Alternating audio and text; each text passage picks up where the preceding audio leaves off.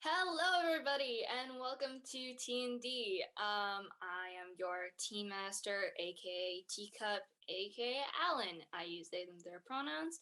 And welcome to tonight's final episode of this four-part campaign in the land of Tealandia, where our now three adventurers will go through the interesting ending to this campaign.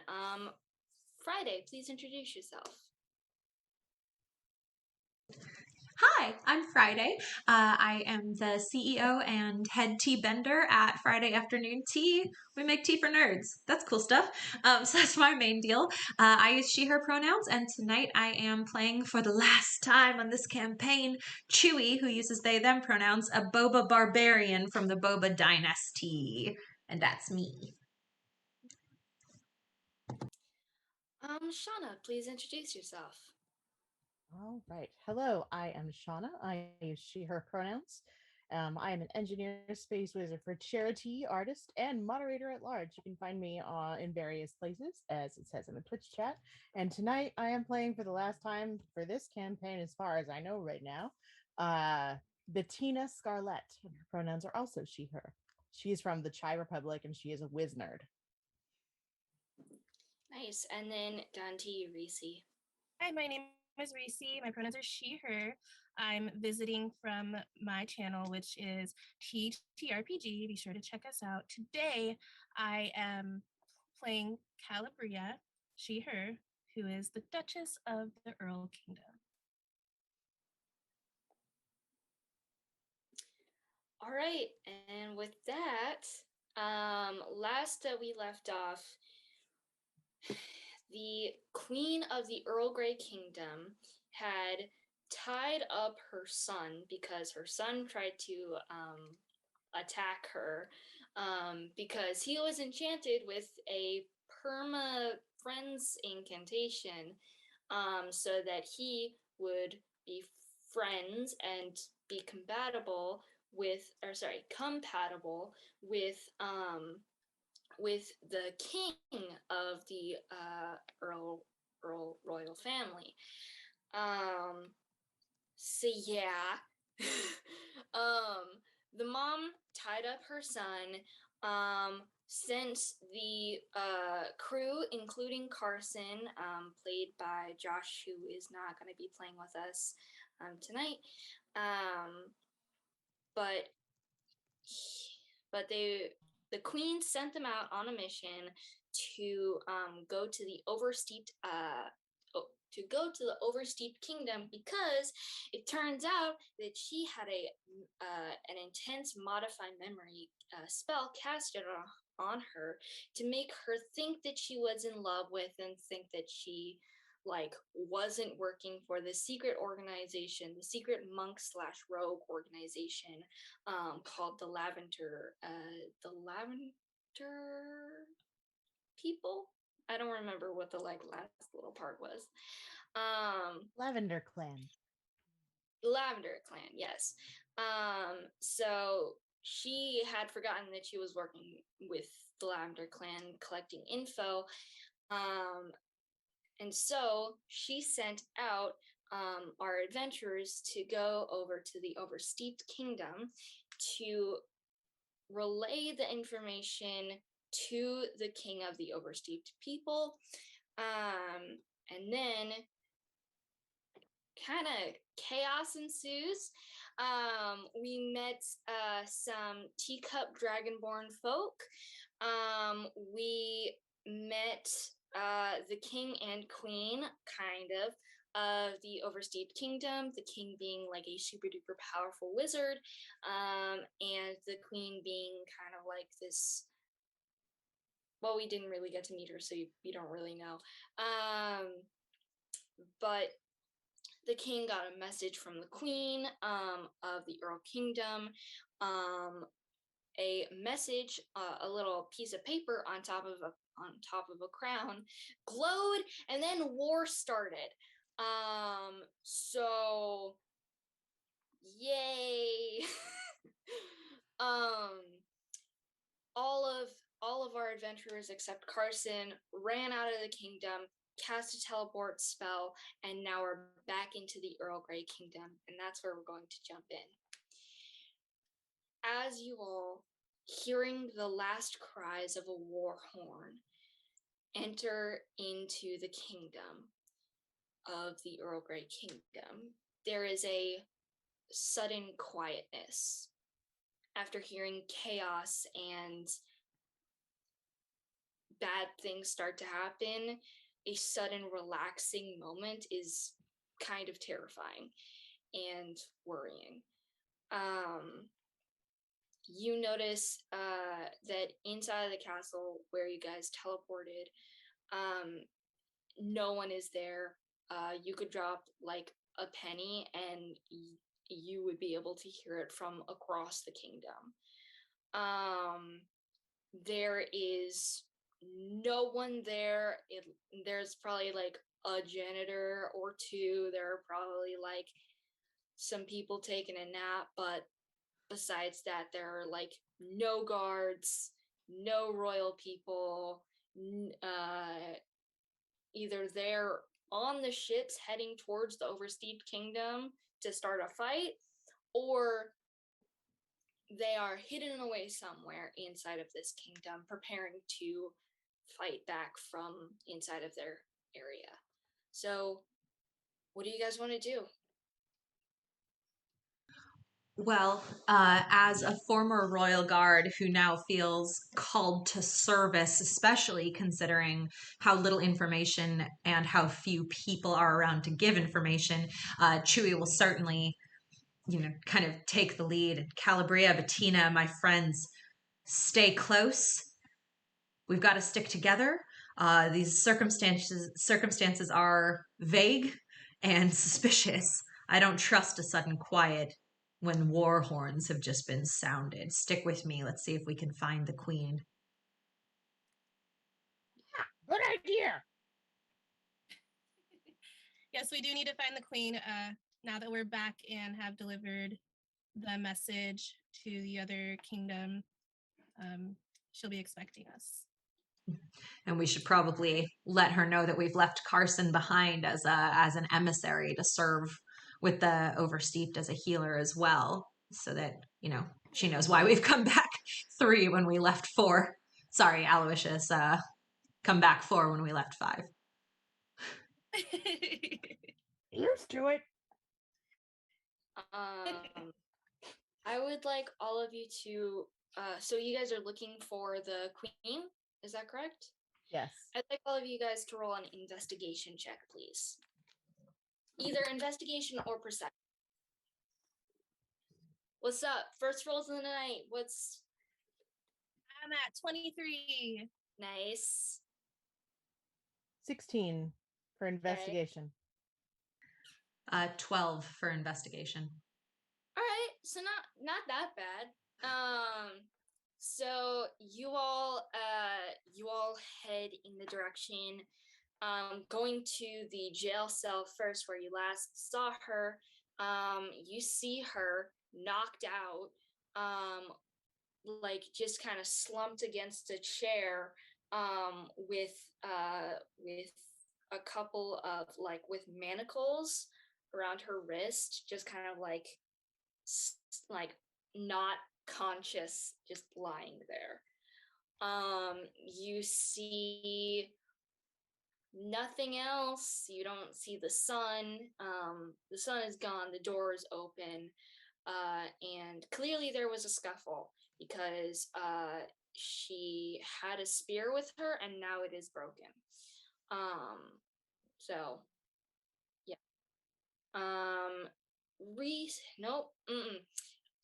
Calabria, you do notice that in the commotion, the door, you see that the lock on the jail cell door was not broken or pushed open. It was unlocked from an outside force.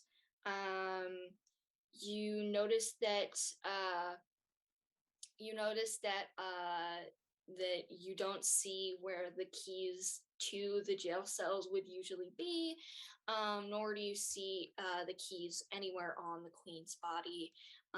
Just like at a quick glance, she's royalty, so you might not want to touch her, but like you just can kind of tell that she doesn't have the keys. You also know that it would be easy to just kind of like push her awake to like get her like awake again. She's not unconscious. She's not like making death saving throws is a mechanical way to say it. So, yeah. Well, I'm thinking, since I'm a part of this royal family, is there any advantage? Like, what if I know where they keep the spares? Or there might be like a special family word for wake up that I could use on her, and she'll know that it's me and somebody that she could trust.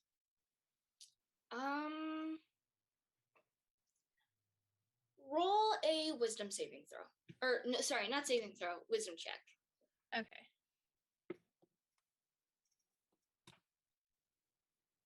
17. 17. You notice that that a brick that is like a fake brick that that the king, queen, and some of the higher guards like know where it is. That you see just a gap there. That's usually where they would keep the keys and like the spare stuff. But it's gone. Like there's a gigantic hole where the brick should be. And you do know that there is like a word in in it's like twin speak. It's a thing of like a made up language that you and your like friends would make up so you can say it to her, and she'll know. So yeah. Okay. I'm going to get close to her and whisper it because it is a family secret and we can't have royal family secrets getting out. So I'm just going to be like, psst, psst, psst, psst. Cool. She kind of like groggily wakes up and is kind of like, son of a bitch.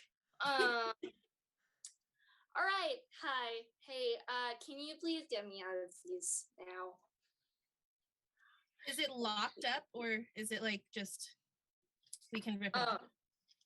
they are like locked up. They're like straight. I'm gonna let you know since you rolled high on that investigation check. You know that they are magically locked up.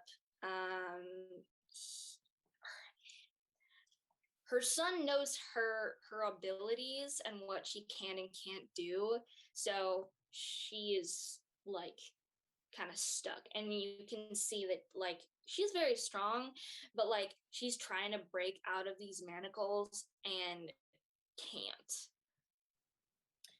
Um, well, she can still speak though, right? So Mhm. maybe we can I'm thinking that she just wants to get out of the bindings because she's frustrated, but we are going to need some more information about what happened. And in the meantime, like, because I don't have anything that I can get her out with, I have 0 strength. So maybe somebody else will be able to help while we get some information I and could give I information. could dispel magic. Um, but if we have a less expensive way of opening them, that would be great. Can I run a history check to see if I happen to know any royal secrets, royal security measure secrets that might be useful here? Yeah. Yes. Oh, baby. All right, let me see. That is a 20, dirty 20. You know that not only do the like royal blacksmiths, they have like a union, like a royal blacksmith union.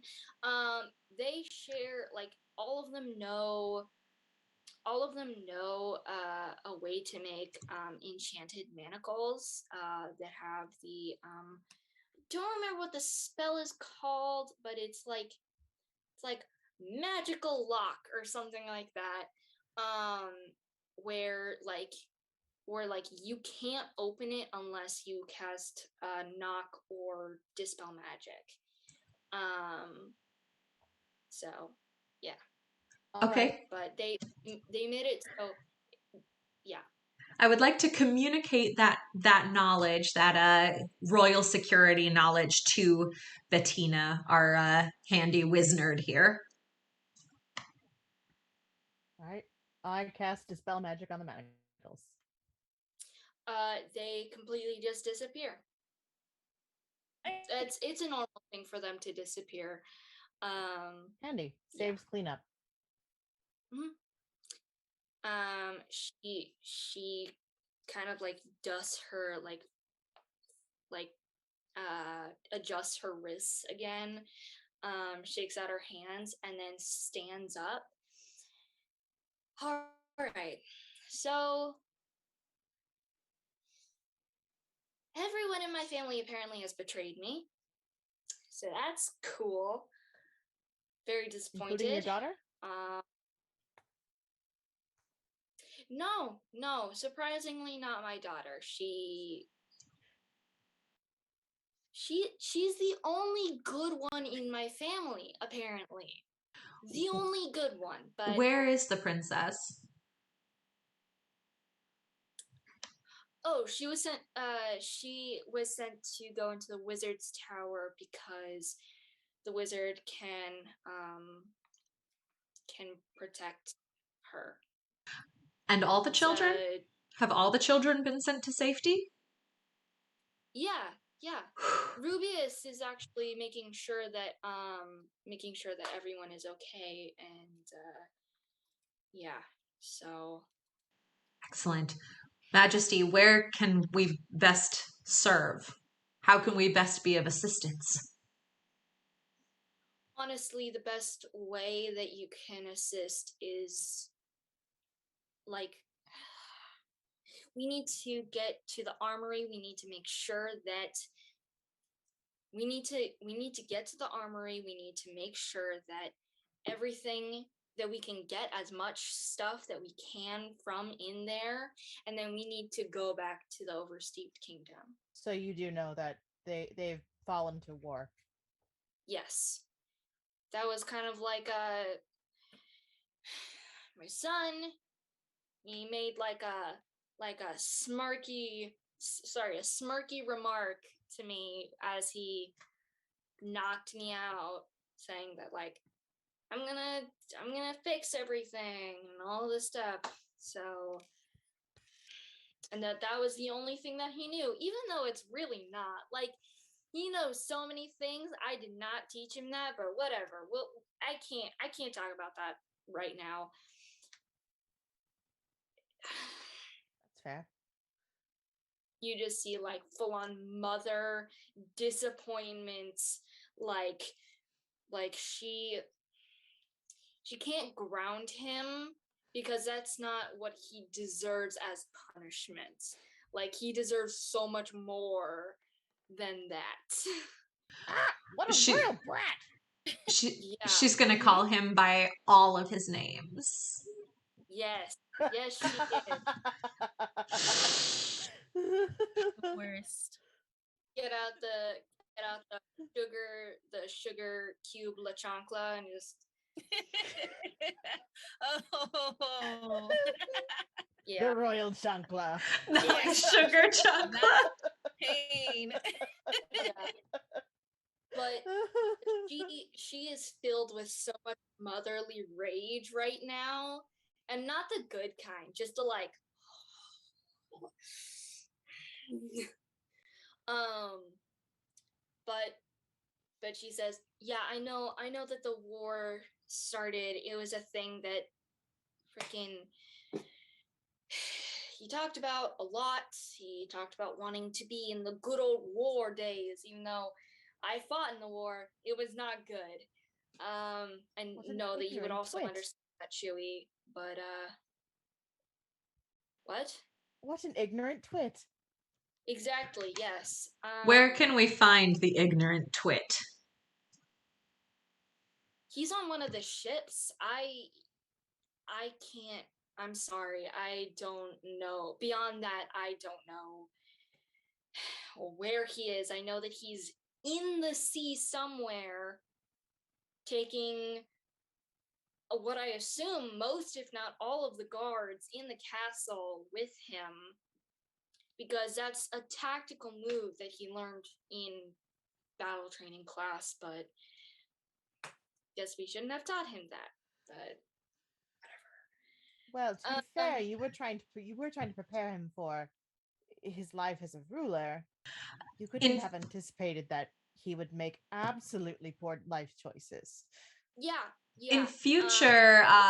future, maybe etiquette classes before battle training. It's a thought, Yes. Majesty. It's not my place, but just a That. Manners Uh-huh. before banners. Yeah. I love it. I love it. I'll get it on a badge. It'll be like, or like on a big placard or something. I'll hang it in every single one of my children's rooms. Okay. So, we need to go to the armory right now, see who is around here, figure some stuff out. I need to check in with the kids because and she looks outside through a window, and you guys notice that it is like sunset, like it is the sky, the sun is low on this night, and she says, God damn it. And she turns to you all and says, so apparently I was out for like most of the day, so that's cool. Okay, we gotta go. And she just like goes out of the room. She like really, she's just walking out. What are you guys gonna do? Follow her, but try and follow. keep a close eye out for any shenanigans. Mm-hmm. Yeah, Okay. that. Yeah. I'd like to send Aloysius to fly, like to keep pace with her. Mm-hmm. So that way, since she's walking really fast, and if she gets ahead of us, that way, I'll be able to have eyes on the situation. Totally. Yeah. Um. Yeah. Alois just flies away. And yeah. What are so all of you are? She's heading directly to the armory. Are all of you gonna follow her, or some of you gonna go different places, or what's the Well, situation? so she did note that the children would need to be looked in on, and I know that they're up in the wizard's tower. I would like to, if the armory situation seems well in hand, the queen seems pretty determined to just kind of go handle it. She seems pretty capable, aside from getting knocked out like a couple of times. Whatever, you know. But I think I would like to go and check in on the children. Chewie has kind of got the child care thing as like a primary focus, I guess. I'd like to head to the wizard's tower to check in on the kiddos.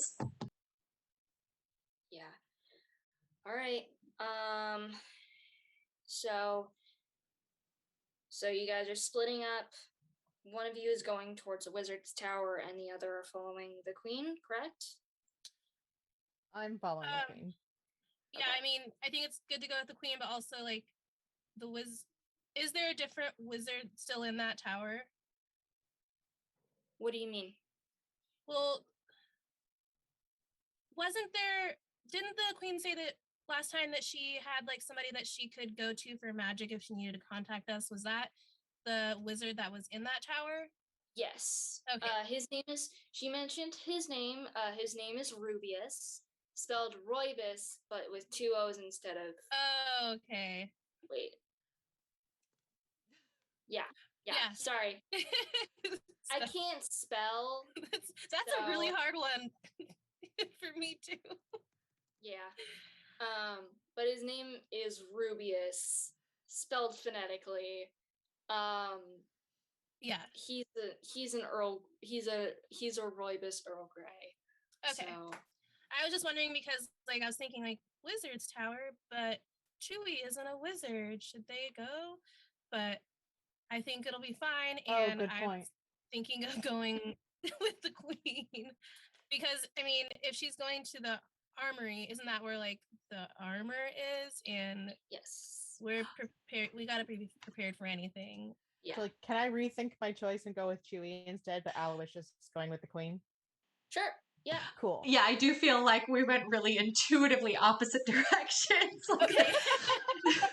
I just really care about the kids. Like, I understood Chewie's instinct with the kids, but I'm just like, but wizards, magic? And Yeah, fair perhaps the enough. wizard And might have something I could use. yeah, and I feel like I'm the only one with actual military training. One would think I would head for the armory. I just really give a shit about these kids. I really care about the children. For the children. So I'm sticking with my decision. It might not be a great decision, but I really care about the kids. So I'm going to follow my heart over my head and go to the tower. Yeah. Yeah. I care about the magic. Yeah. All right. So so heading towards the wizard's tower, you hear through the door both a mixture of laughter and crying. Like it's, you can't tell if it's laughter or crying. You just hear those noises. And then you hear a like mighty deep chest voice that just says, "All right, settle down. I don't, please don't touch that book. Please don't touch, oh god. Okay." And then more crying, and then you hear the same voice go, Wilbur, I told you, stop playing that music towards that toad. Oh god." and, you, and you hear just like, the sound of a table breaking, along with like glass shattering, and the sound of a large ribbit. So that's what you guys hear as you guys wait outside of the door. I would like to not wait outside the door. I would like to go in because I know Wilbur, and Wilbur, we Wait. met and we grew very very close over story time at the event. Chewie, we should probably knock rather than just opening it. They might think we're enemies. That's very reasonable, Bettina. You always do lead with the head. I respect that about you very well. Thump thump thump. Yeah. Childcare reporting for duty. Backup is here. All right.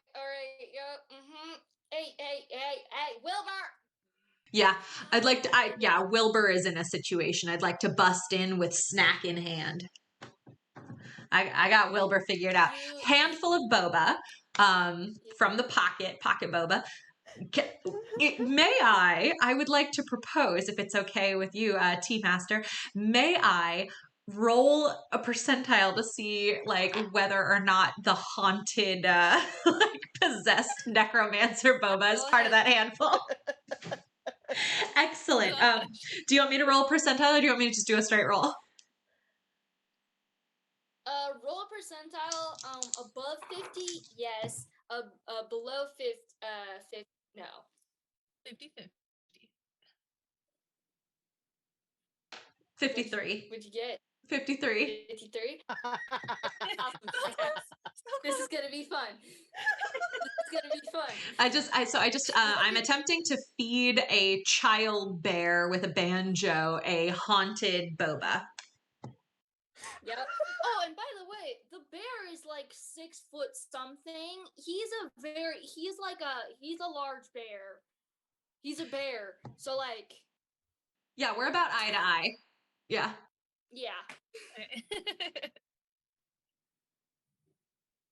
All right. So the door opens and you see both of you. Just absolute chaos. You see a gigantic toad, just like a freaking huge toad, just like where you presume it would have been. You see a gigantic toad on top of crushed table and glass. You see a bunch of the other kids huddled up in a corner, just kind of like, ah!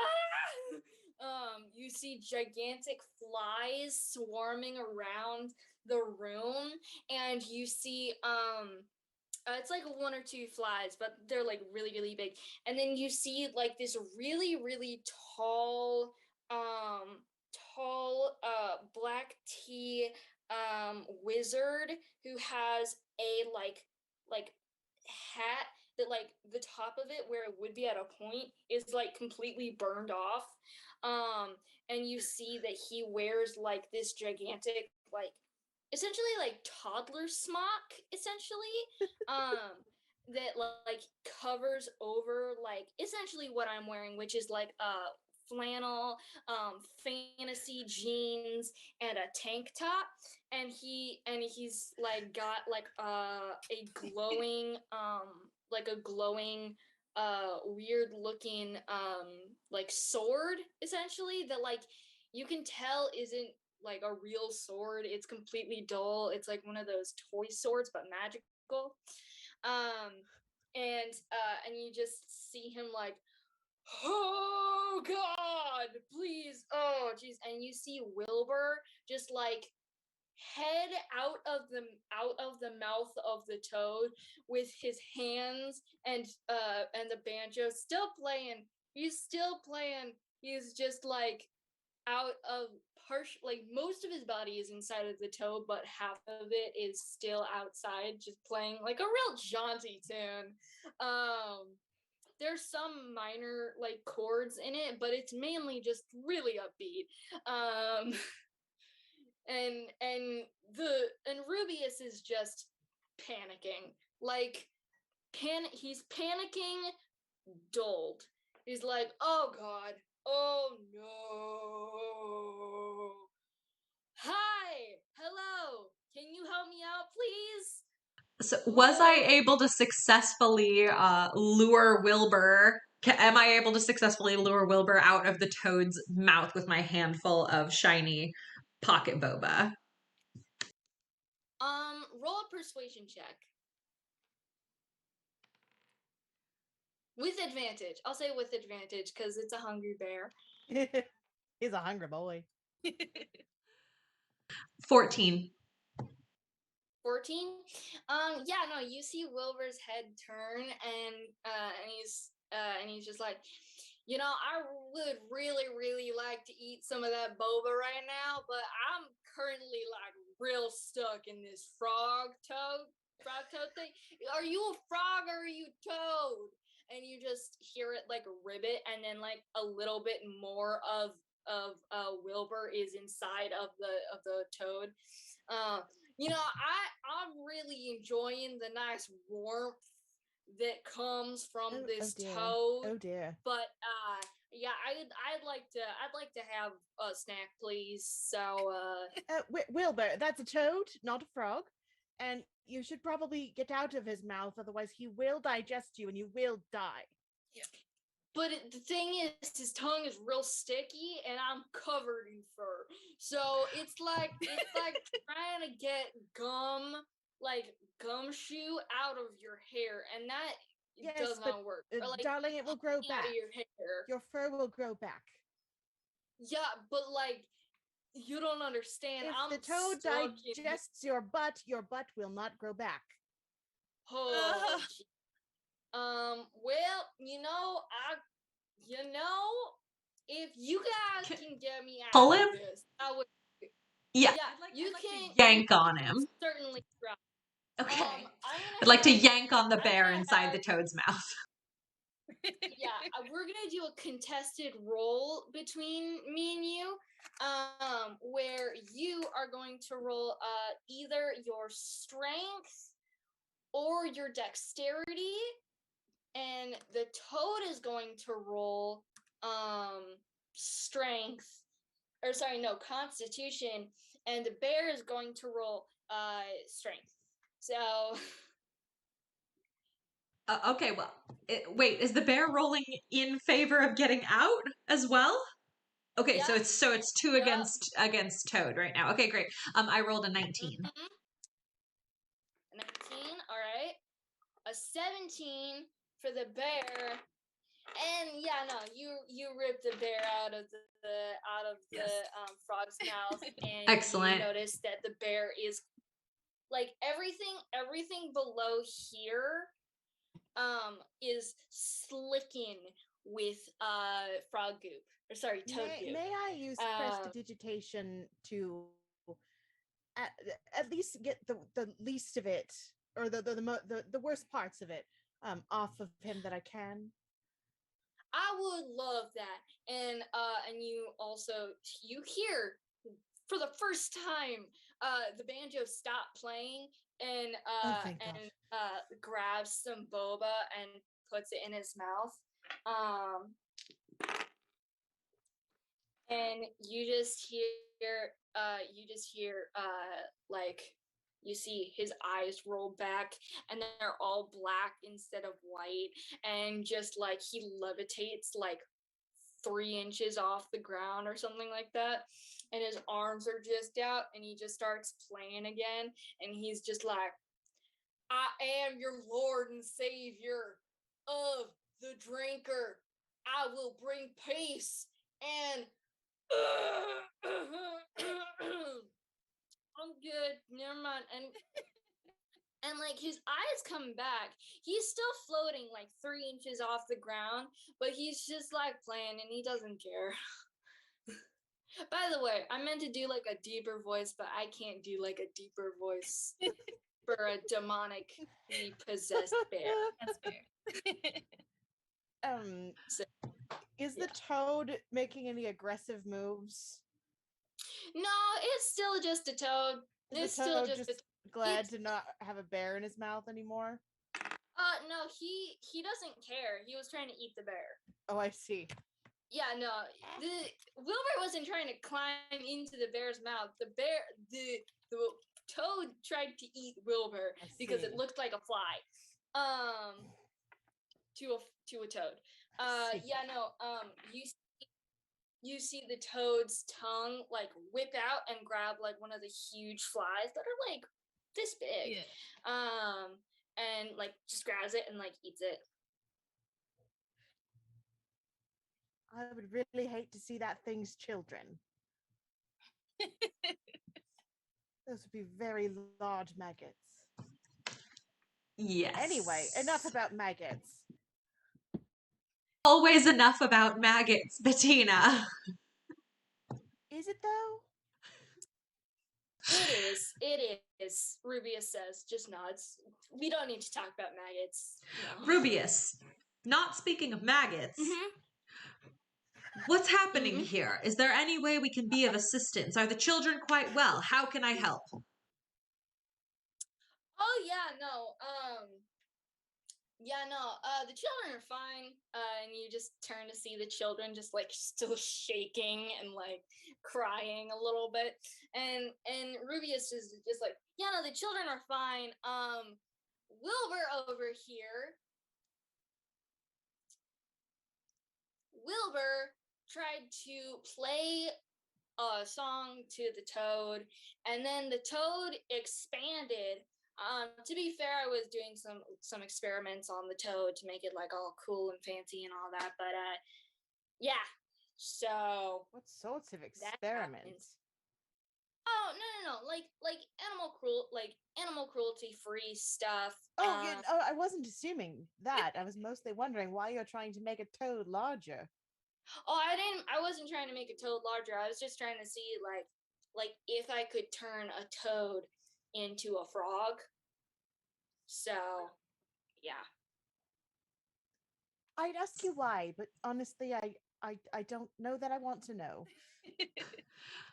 Somehow, though, that makes me feel a little better about Wilbur's confusion over whether it was a frog or a toad. I feel like that's actually pretty reasonable in this circumstance. Fair. I mean, that's fair. The thing is, and he goes into a long explanation of like of like how the frog population in Tealandia is like super duper barren, like really really low, and he's trying to change that to make it better, but is failing right now. Well, we do appreciate a good conservation effort, but I'm afraid there Yeah. are more urgent matters at hand. Oh, Afoot, that's even. okay. Cool. Hmm. Afoot, at hand, afoot. Just giving options. Yes, one might even say, more trouble is brewing, as it were. Oh yeah, yeah. I gotta watch his kids. Like, Well, Rubios, may I propose a collaboration? I'd be more than happy to watch the children while you complete whatever it is that you need to wrap up here. I do know that the queen is in dire need of assistance as the prince has taken all the guards and run off to start war with the oversteeped kingdom, and we really need to be focusing on shutting down this conflict before it gets out of control, or else then where will the children be? You know what I'm saying? So I'd be happy to take over watching the children momentarily so you can help or at least communicate with the queen and get some news to her about how the children are doing and what we can all be doing to support the effort to shut down this conflict. all right, and then he snaps, and the frog and the toad. That's me mixing them up. The toad shrinks down, so do the flies, and everything kind of goes back to normal.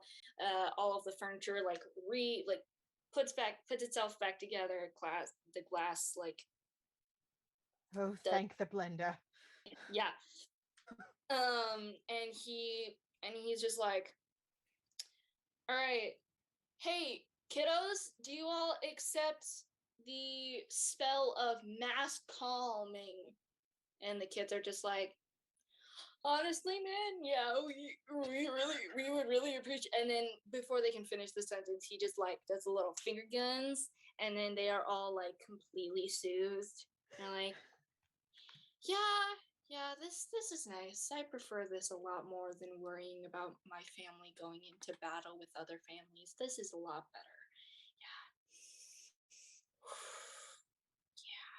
Hey, Wilbur, do you know that you're still floating?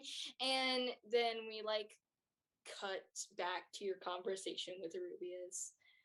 But yeah, I'll go see the queen and all this stuff and do my wizardly charm thing. Before you So, go, uh-huh. is there anything that you might have that I could borrow or that I could use to assist in our battle efforts or battle stopping efforts? I'm not really clear on the objective. Well, okay. So, I mean, I'm also a tinkerer and all that stuff. Yeah. But I mean, I have a couple of deck of cards. Um, I have some vials of some weird black ichor that I've been doing experiments on. You can use it as like a poison, like a little splash thing. I have 40 blocks of incense. If you guys are like need that for like spell components and stuff like that. I have this portal, and he just takes his flannel shirt and like opens it, and you see just like a hole in it that like you couldn't see on the outside of it, but on the inside you just see this hole, and it's like a portal straight into a bag of holding that like has more holes going out into it, and like just continuing, like it's like a fractal of portals through different bags of holding and stuff like that. Yeah, so sometimes this guy named Bonzo comes out of my little portal here, but like he's not really an item, so I can't really do anything with that. But How unusual. yeah. Uh, I have two. uh, I'd like to see how much I know about Bonzo, because that sounds alarming. A little guy named Bonzo. Well, Sounds familiar and concerning. I'd like to do a bonzo check. Roll persuasion check. Roll persuasion check to Persuasion see before or you. history? Like, because I feel like Um, I was thinking I wanted to check and see if I already knew anything. history. Go ahead.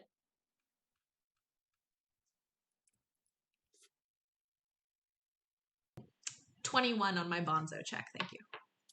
Oh yeah, no, he is a wizard that came from the human realm. That holds this coin. He he is slowly losing the memories of how he was before he came into the coin. And he's like the example of why you don't teleport into magical items that have like cities and stuff.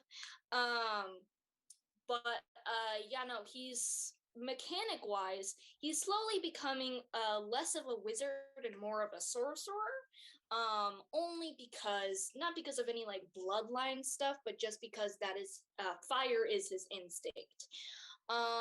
You've known him to be a mass arsonist, not because he can control it, but just because he carries like hundreds and hundreds of tons of dynamite and black powder and like anything explosives that he can have.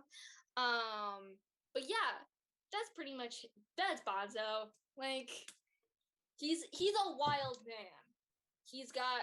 He's wild.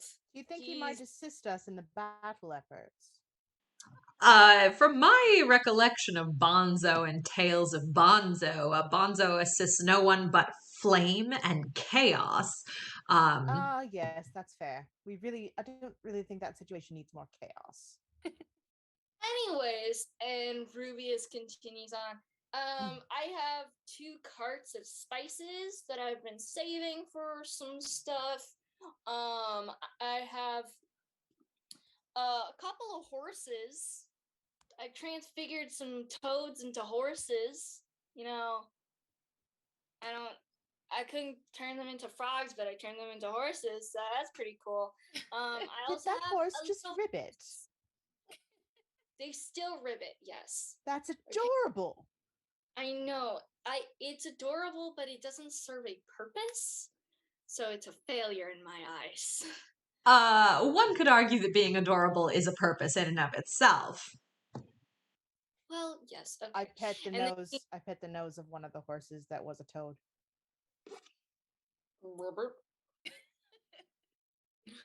like these horses, they are more like toad like than horse like they've got the head and everything, and they've got the hooves, but like they're still in the same position as a toad. And they still have like insanely long tongues and like stuff, just like, and they're super duper round, like.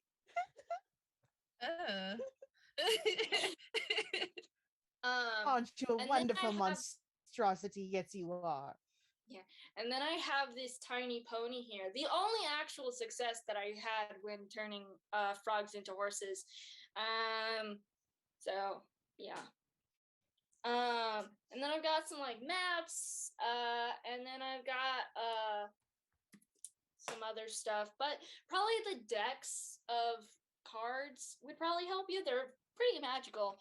Sure. All right. Yeah. Honestly, anything you can assist us with will be useful. Yeah, he hands you a crate of stuff, and I'll tell you guys during break what the stuff is. But as he's doing that, we're gonna cut to Clarabella and sorry, Calabria. Man, I'm like, who? so good. Okay, but to be fair, Clarabella. Clarabella is a super cute name. It is. It really is. I'm like, who is she? I want to meet her. Yeah.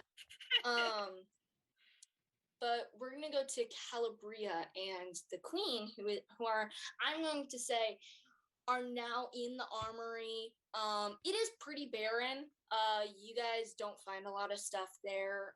Mainly, it's like they left some explosives They have like probably at least 4 or 5 sets of like full-on suits of armor. They have enough spears for a large group of people. They have a lot of magical components and stuff like that. But beyond that, you can't really find anything special unless you roll an investigation check. Okay. I got 13. 13. You find. Can Aloysius help her and give her advantage? Yeah. Ooh. Ah, over here. Yes. Yeah. Which means you roll one more time and see if you got a better one. Oh, Yeah, okay. yeah. 16. Nice. You find four four healing potions. 2 of them are greater healing potions. One of them is actually 2 of them are greater healing potions, and then 2 of them are just the standard basic healing potions. And I'm gonna say that we're gonna stop at a break because one, I really had to pee, but also because we're gonna be going into like a long battle thing. So I'm gonna say break time. All right, let's take All right. 10. We will be back here at, I suppose, then 5 past the hour. And then we go into epic battle adventure. Huzzah! All right. Thank you, my loves. Get up, stretch, get some fresh tea, and we'll see you back here in 10 minutes.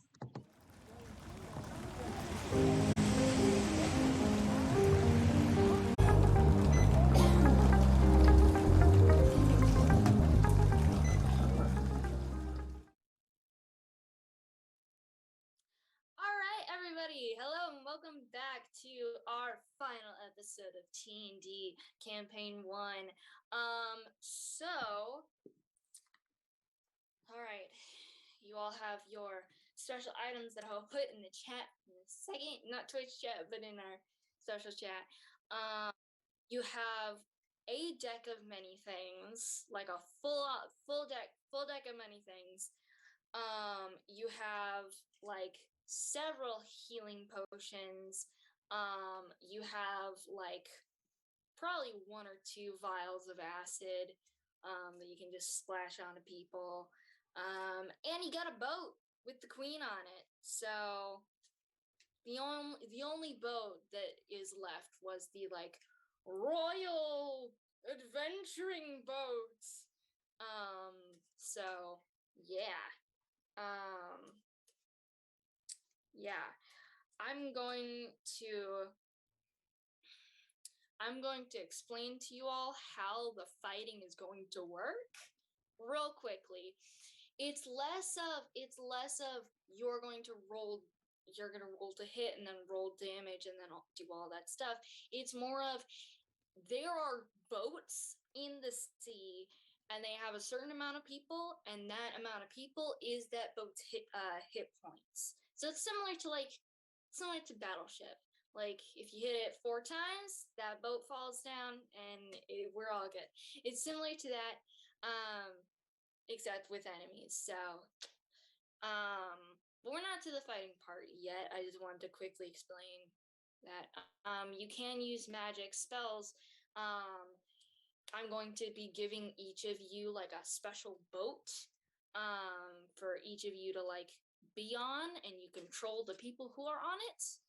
So each of you have your own little team. There were just enough people in the kingdom to make it so that all of you have your own like little special boats that have people on them to do stuff with. The queen is on a special royal kingdom boat thing. But yeah, so you guys can use items, you guys can use magic. It'll be simple initiative and all that jazz. But yeah, to go back to where we are actually in the story, after gaining supplies from both the armory and from the wizard Rubius, who will be coming with you, but it will be more of like a supportive, like healer role instead of like a fireball. Uh, he's met up with you in the same area that you guys had the ballroom dance, and all of you guys have met up in this area to kind of equip and to just talk. So yeah. So we each have our own boat that we're on separate little boats heading out for a naval pursuit. And the plan is to try to stop a full-on war from breaking out.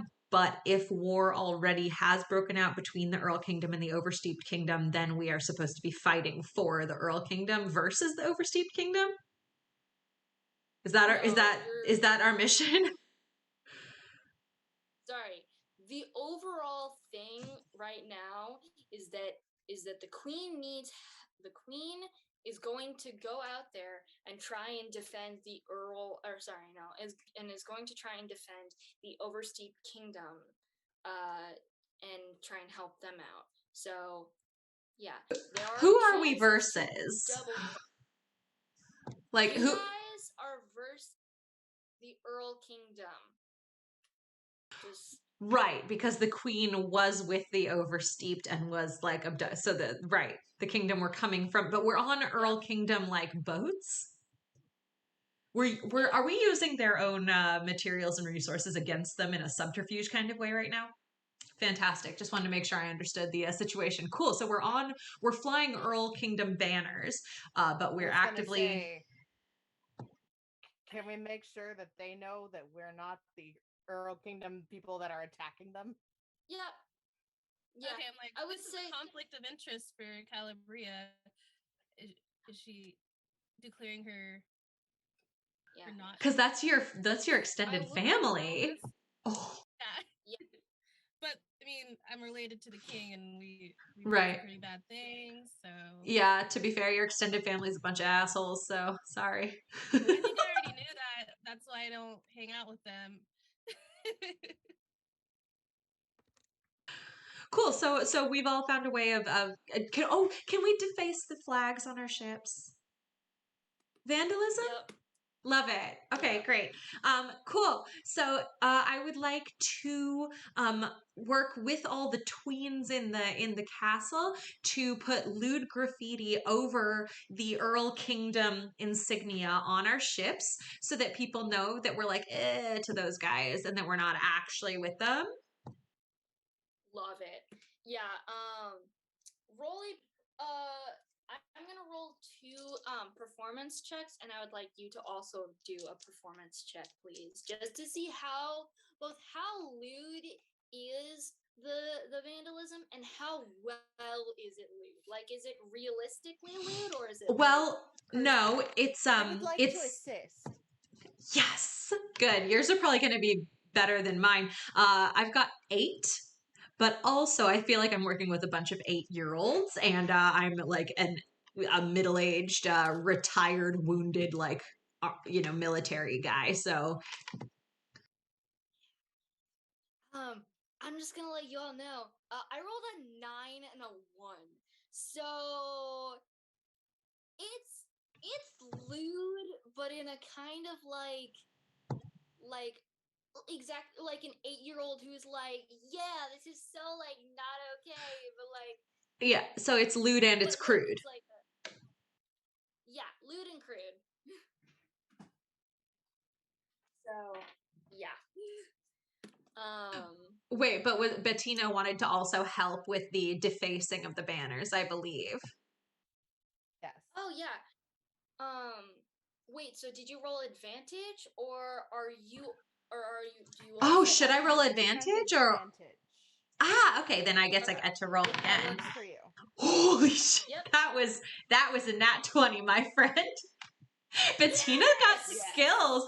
Bettina's are all like unfortunately like realistic. Like Like there's a bunch of like really crappy kind of vague like middle fingers and stuff, and then Bettina's are like detail shaded. Like you look at them and it Yeah. hurts your feelings. Yeah, like magically, it's you know the pins in Harry Potter that like change between like The ones that were like Potter yeah, stinks. yeah, pretty much. It's that, yeah. Well, I love it. I would like to propose that mine and the kids are all just kind of like roughly scrawled on there, and Bettina has like thrown some that do the little like animated flip of the bird. Yes. Love it. As the sail unfurls. Yeah. I'm really, really glad that we're focused on what's important in this war. Can I just say? Oh Yes. All the crap talking. Excellent. Then I'm ready to set sail. Great. Give me 1 second. I've got to write down things, and I'm not good at writing things down. Yeah. Well, As you guys sail out, there is a moment of time where you all can talk about like what your plan is. I'm gonna tell you, it is the way that this war is going to work out. The playing field is on the is oh we actually get to kind of use the map that's in the corner of our screen. So it is in you guys are going to be fighting in the northeast part of the Oversteeped Kingdom. Mostly it's going to be inside, like most it's going to be inside of the water. But but then there's going to be like a decent amount of land where people will be able to like get off the boats and fight. So it's a thing of you can choose to get off of your boat and attack, but the boat will have more HP and a higher AC, whereas you have just your normal AC and normal HP. So there are benefits and then there are like severe drawbacks. But yeah. cool. And So how close are we to that battle situation? Like how soon do we need to be working with that knowledge? Are we like there on the water already? Like in the zone, battle zone? no, I would say that you have like the wind I will say is in your favor. This is a war wind. It is like this is a thing. Everything in the air is pushing you towards this war. It's the signal of like shit's about to get crazy, like everything's hitting the fan, it's bad. So you guys have like 30-ish minutes until you get to where the war is happening, to like the edge of the war. So you guys have time to talk and collaborate and figure out what your plans are. You see the queen has like pulled out a map and like is showing it to you all. I would like to Yeah, cast Mage Armor on myself, which lasts for 8 hours.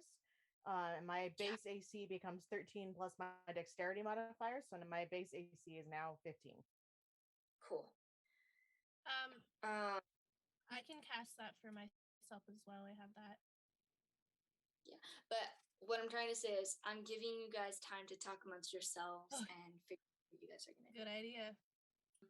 Are we able to see whatever boat that little shit stole from his mom? Is it like how far ahead of us is the prince? He's in the front lines. The boat is on the dock. Like is you can't see it, but you can make an assumption that the boat is at the in the docks of the kingdom, because you can't see it through all of the boats that are like around it. So we're like congested in the process of making landfall at the oversteeped kingdom's like doorstep, basically. And we Yeah, have to pretty assume much. that the prince is like right there in the fray. What a little shit. Either either right in the fray or like somewhere in the middle, but he's surrounded by boats. So so we're all close to each other right now. yeah, all of you are heading towards it. It's all of you are heading in the same pace. There is a cool like little pirate, like little like gangplanks, but wait, is that the correct term? They're Depends on what you're trying to say. They're like wooden sidewalks connecting each boat to each other, right? Yeah, Because all of you are definitely. having time, and you all are able to like go to your boat separately and then come back and meet and talk. But you guys have only like 30 minutes. You guys have just you guys went from the center of the Earl Kingdom to Sania through like a big river that I didn't draw on the map because I didn't think of it. But you guys are heading out of the main island and you're going towards like you've just entered the sea. So yeah, and you guys have 30 minutes. So team, should we try to keep our boats next to each other or spread out? I can see benefits to forming a flank, like a crescent flank around the situation, especially if we're able to. Are we still linked, or did we lose our telepathic link once we separated from Carson? I'm gonna say that it's gone. Okay. Yeah, because I think that only lasts an hour. And in like episode 2, he said that he dropped it. I'm pretty sure. Yeah. So. Oh right. Okay, cool. So we don't have any. Oh wait, no. Sorry. Yeah. So let's assume that we are not telepathically linked right now. Then I suppose our primary obvious form of communication is Aloysius. Yeah. Message by way of Raven. Yeah. Okay. That Cool. works. Cool. So, I mean, hypothetically, we could spread out and flank the situation, come at it from multiple sides, and still know that we have an ally who can run communication lines for us. Unless anyone else has telepathic linking ability. I don't. I just got hella boba in my belly ready to shoot at some people. But I have sending if we absolutely need it, but it's a 3rd level spell, and I've only got like 2 of those spell slots left. So I'd rather not use it unless I have to. Okay, well, Aloysius has got swift wings and is, I feel like, usually pretty good about communicating. How fast are the boats traveling? The boats are traveling around. Why is distancing so hard? They are traveling around like 20 miles per hour to like 30 miles per hour. And it's a sea, so it's huge. Okay. Yeah. And also, I still have message, so we can use that if anything happens with Aloysius, or if one of us is trying to get to another and the other one's trying to get to another. Yeah. Cool. Then I vote. What do we think? I mean, I just have, decades of military experience behind me, so I don't know, but no, I mean, I think we should split up, flank, and just stay in touch. Yeah, so something useful and DM let me know if this is not the way this works in your game. With come on, brain, I just lost my train of thought. With familiars, there we go. My brain was like companion. No, with familiars, can stay in touch with one's familiar telepathically. Yeah. Which could mean I could send Aloysius to somebody else's boat. Yeah. And then they can send Aloysius around and still be able to keep in touch with me. without him having to fly back to me. Oh yeah. Yeah. Also, what were the? Because when I went into the armory with the queen, I know like we talked about what was in there, but what did we all take from there? You probably took sorry, technical difficulties on my side. You took all of the healing potions, which are 4 greater healing potions, and then I just don't remember the name of the like level healing potions. But you got 3 of those. Okay, yeah, I remember. And then so many spears. Like, I'm not gonna put a cap on how many spears you guys have because it's so many. And also because like I want this final battle to be chaotic. I approve of all shenanigans that you most shenanigans that you guys will want to do. So yeah, the rule of cool is heavy among this battle. I'm so ready to go fuck shit up. Yeah. Me too. So, yeah. I And would then like also, to charge the fuck in. I'm so ready. You tell me when we could charge the fuck in. All right. Okay. I'm going to say that the queen looks at you all in a like last moments. The queen looks at you all and just nods her head and says, "All right, let's kick some ass." And then like the at the head of the royal ship, she like blows into this like beautiful war horn. All of the people pull their planks in, and it's kind of like she leads in while it's kind of like a like falcon formation. Wait, no, like flock for. What's this? What's this one? Pyramid. Yeah, pyramid. Like migrating birds, V formation. Yeah. Yes, yes, a murmuration style. Bird facts. But yeah, it's awesome and epic and war. So yeah, you guys all own your different ships.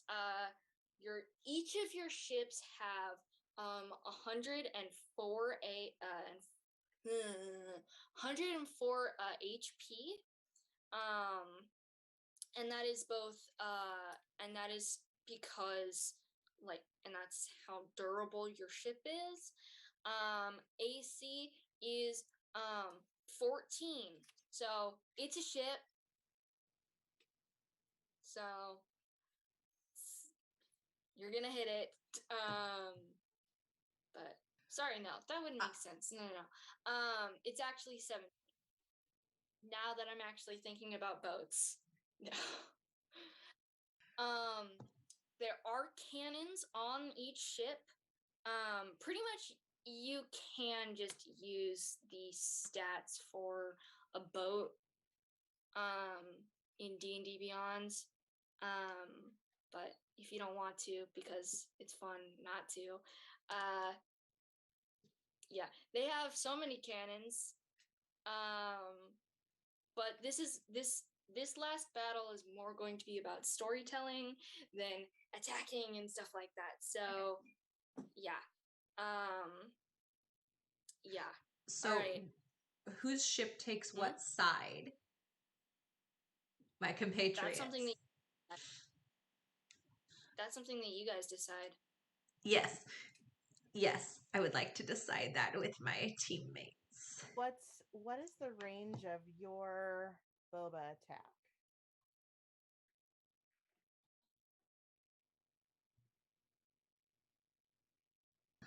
I'm not 100% sure how to look that up. It's like I know that it functions as like a blowgun. Let me see. Oh, there they are. Well, it just tells me that it weighs a pound. So I'm not really sure. I don't have that information in front of me. If you in D&D Beyond, if you click on, there's a area where it tells you the distance and stuff. Um, sorry, not the distance, the duration and like the components of. Oh, I'm sorry. I'm looking at spells. Give me a minute to get my head on correctly. So when you go to actions and then attack, um, your weapon, the next thing like next to it is your range. So Yes, thank you. Sorry, brain fart. I don't usually play casters, so I got confused for a minute.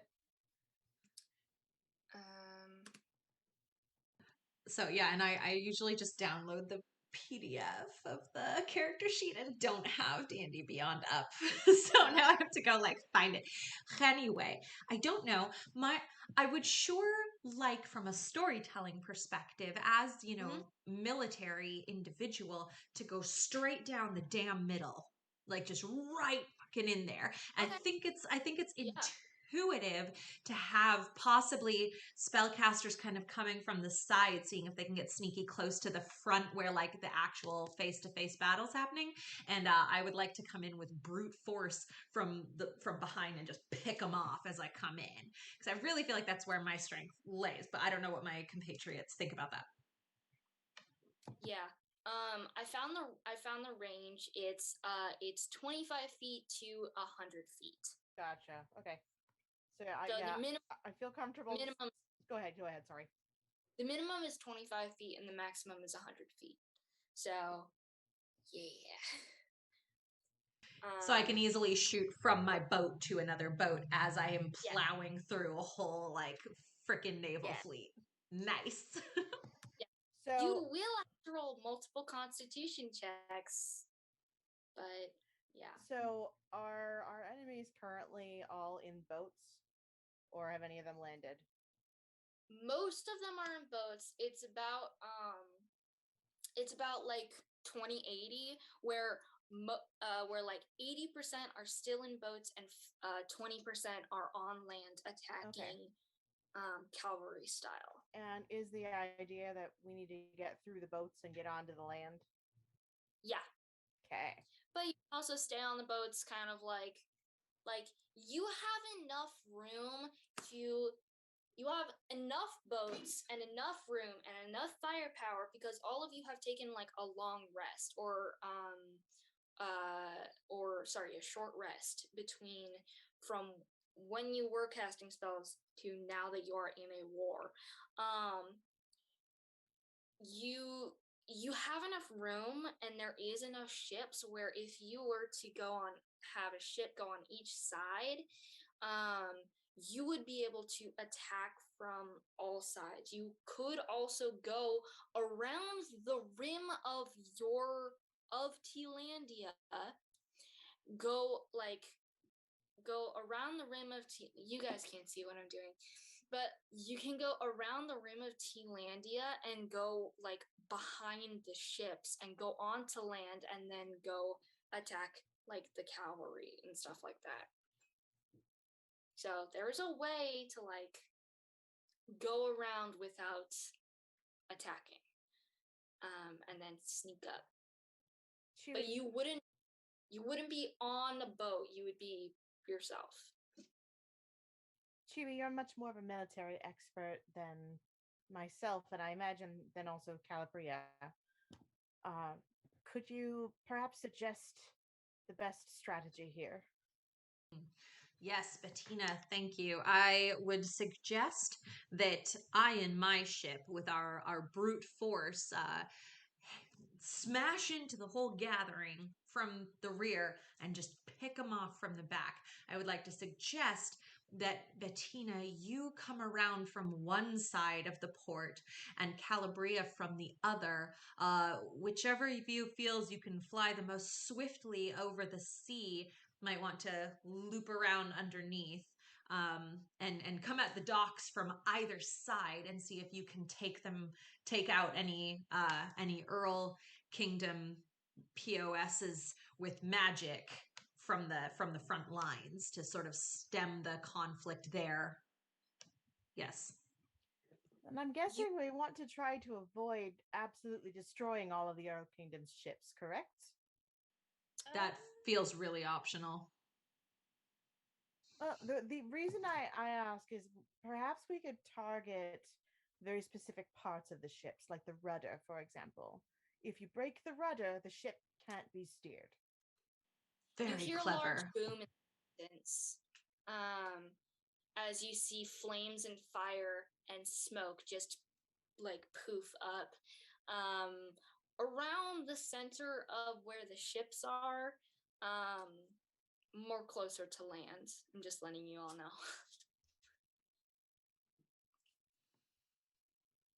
But So we should see about that. Yes, Bettina, I think that's very clever. Taking out the rudder would certainly cause maximum damage. I imagine we would see the chaos of ships careening into other ships and taking them down for us. That's how I imagine that going. That sounds great. If we can make that happen and also, use your caster magic to I don't know, whatever it is that you do. I trust that. I'll go in and just blast them apart manually, and you go and blast them apart magically from the sides. And I think that we can, just play it by ear when we get in there and play to our strengths. Definitely worth a shot. Or several shots, as it were.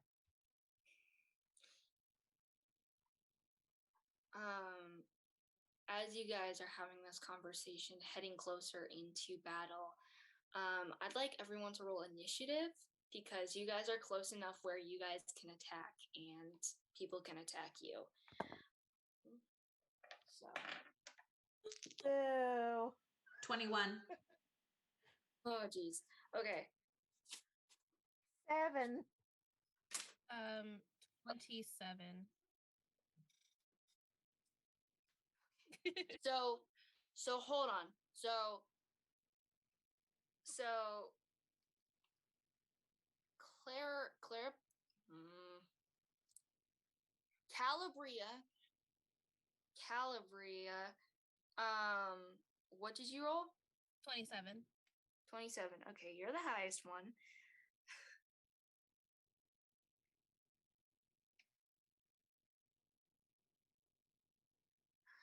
Um, 20 to 15. Yeah, I got 21. 21 for me.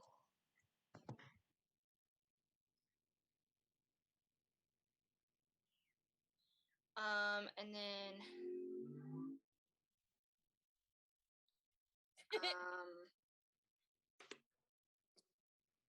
ships. And then Shauna, what did you get? I rolled a 7. Oh, buddy. Hey, you gotta get all the bad rolls out first. You know. Yeah. Before battle.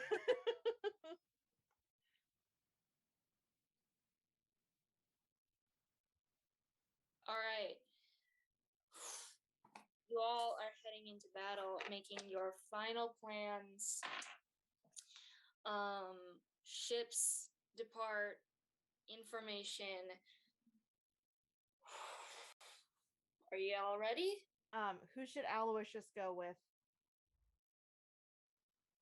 I would think Calabria, because you two are rocking like strategy roles, and I'm rocking brute force from the back, just kind of clearing stuff out and mowing through. Fight on her. All right, that works. All right, I send Aloysius to Calabria, and he lands on her shoulder. All right. Okay. Speaking of which, Calabria, it is your turn. You go first. As you all enter into the battle, you hear screams and cannons firing. You see splinters of wood and horses neighing and sounds of attack in battle. It's awful, but it's got to happen for some people. So yeah, Calabria, what do you want to do?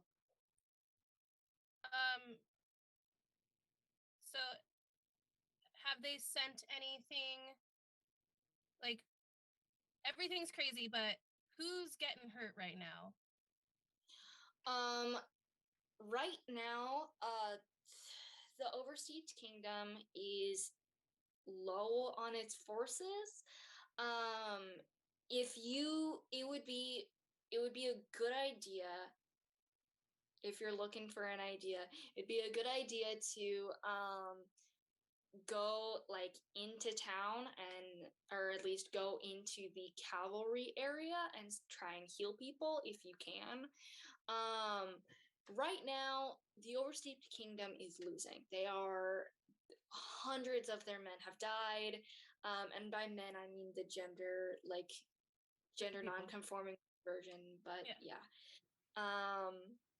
yeah, hundreds of their men have died, compared to like 20 of the Earl Kingdom's men have died. So it's it's bad.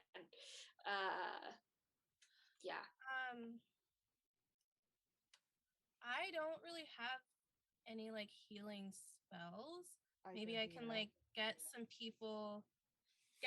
of the enemy away by like doing like a quick like poison spray and clearing out that area, but it only would matter to me if the people on our side were already dead and I couldn't do anything to help them. Yeah. I will say you are close enough to a large group of boats. And if you don't attack them, they will attack you. You guys, so like the boats are surrounding the Oversteeped Kingdom. You guys are like around here-ish. The boats on the outer rim will attack you if you don't attack them. Clearly you guys have said some hurtful stuff, and you guys aren't on their side, so like they're gonna try and kill you. Yeah. Okay, so I need something that's gonna take a lot of people out at one time. So could I use Ice Storm? Yeah. Okay,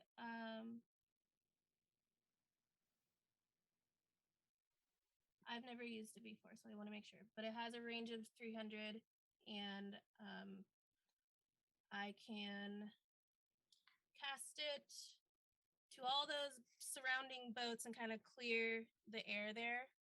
That'll cover 2 boats. Okay. So, yeah. And this will use dexterity saving throw. All right. What is your DC?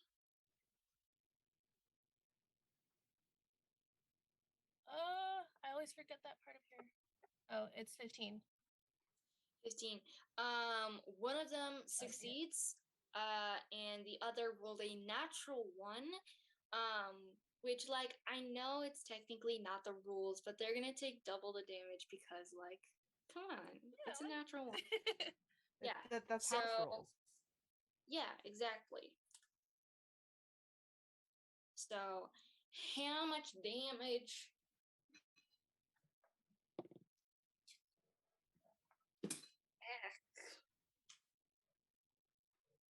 I rolled a 17. On damage? Oh.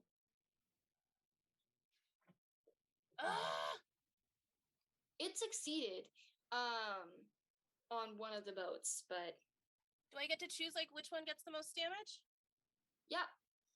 Okay. The one that's closest to me. Yeah, no. How much damage do you do? Out of the 15? Okay. So what is this spell called again? Ice Storm.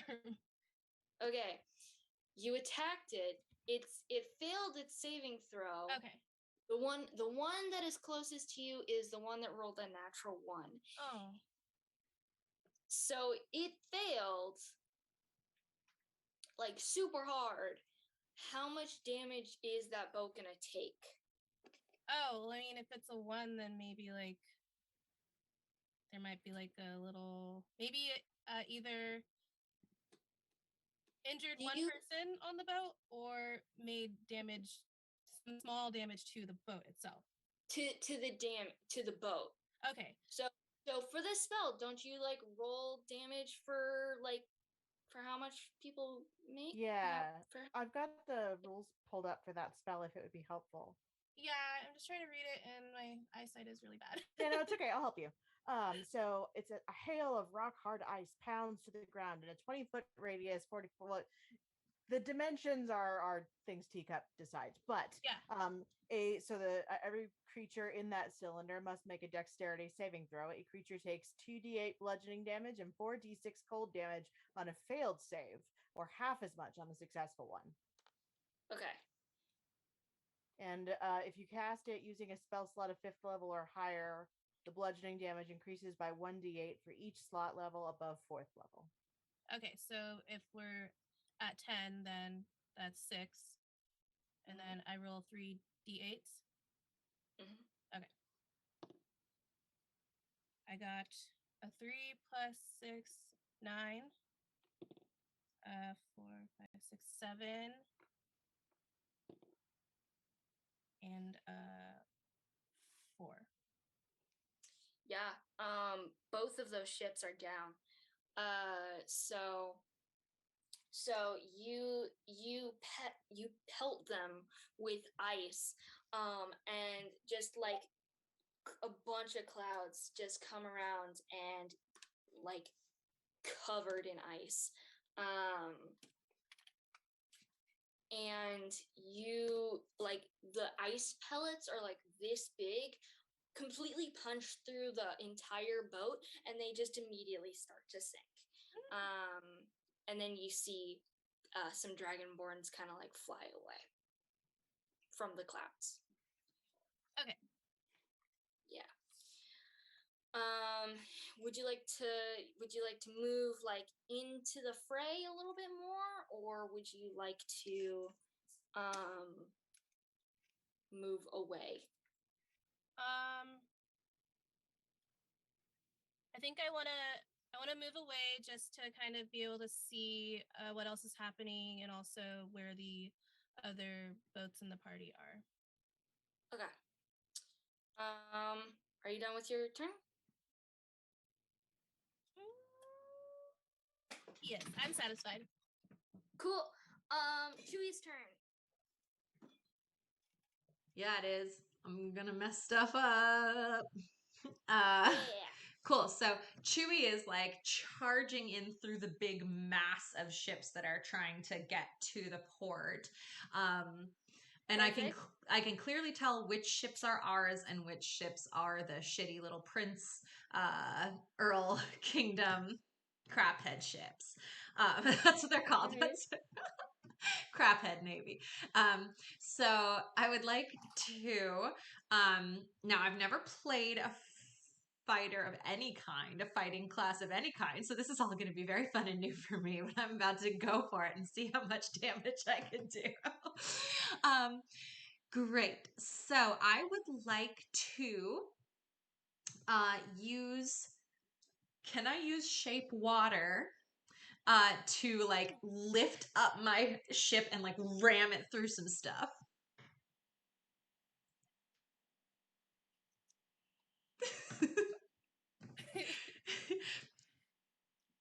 Oh my god, yes. Excellent. So I would really love to. I'm finally actually using some of my water genasi, tea genasi powers over here. I would really love to use shape water to like lift my boat up and like force my way through the ones that we are versus, not like trying to knock them over. Right. Flood those jerks as much as I can, just like really just Right. ram on through there and see how many I can take out in one burst. So So are you trying to do like control the water underneath your boat to like Mhm. make like a tidal wave where your Mhm. boat is still on top of the wave, Yes. but you're kind of like, Yes. okay. Yes. Okay, Specifically so through the jerk face navy, having already navigated through our cool guy navy. So with my animated middle finger banner flying, I would like to raise my ship up and create a tidal wave through all the enemy ships, please. hells yeah. Okay. I'm gonna need you to roll a d20 and add your wisdom modifier, or yeah, wisdom modifier. What did you get? Is there any reason I might have advantage, please? No. Terrible. Don't Terrible. forget you have bless. Yeah, you I do love have you. bless. Thank you. Oh my gosh. Okay, Wait, a but little raven like can flies bless through. be used? For all Can attack it and be used saving for this? throws. It's not So technically no. like an attack. It's an attack. It is an No, attack. Like no, it's I'm not. shaping water I mean, in yeah, order to attack people. Like that is my attack, is shape water, but right? that's not what this role is about. That's not what this This is roll is not about? No. I would say Okay. Teacup is definitely right on this one. Yeah, for sure. I mean, hey, Teacup's the boss. So wait, you want me to add what modifier to this? Wisdom? Add your wisdom. I'm Yeah. so upset right now because my wisdom is -1 and I rolled a 3. My total roll is 2. Terrible. No. Terrible. Oh no.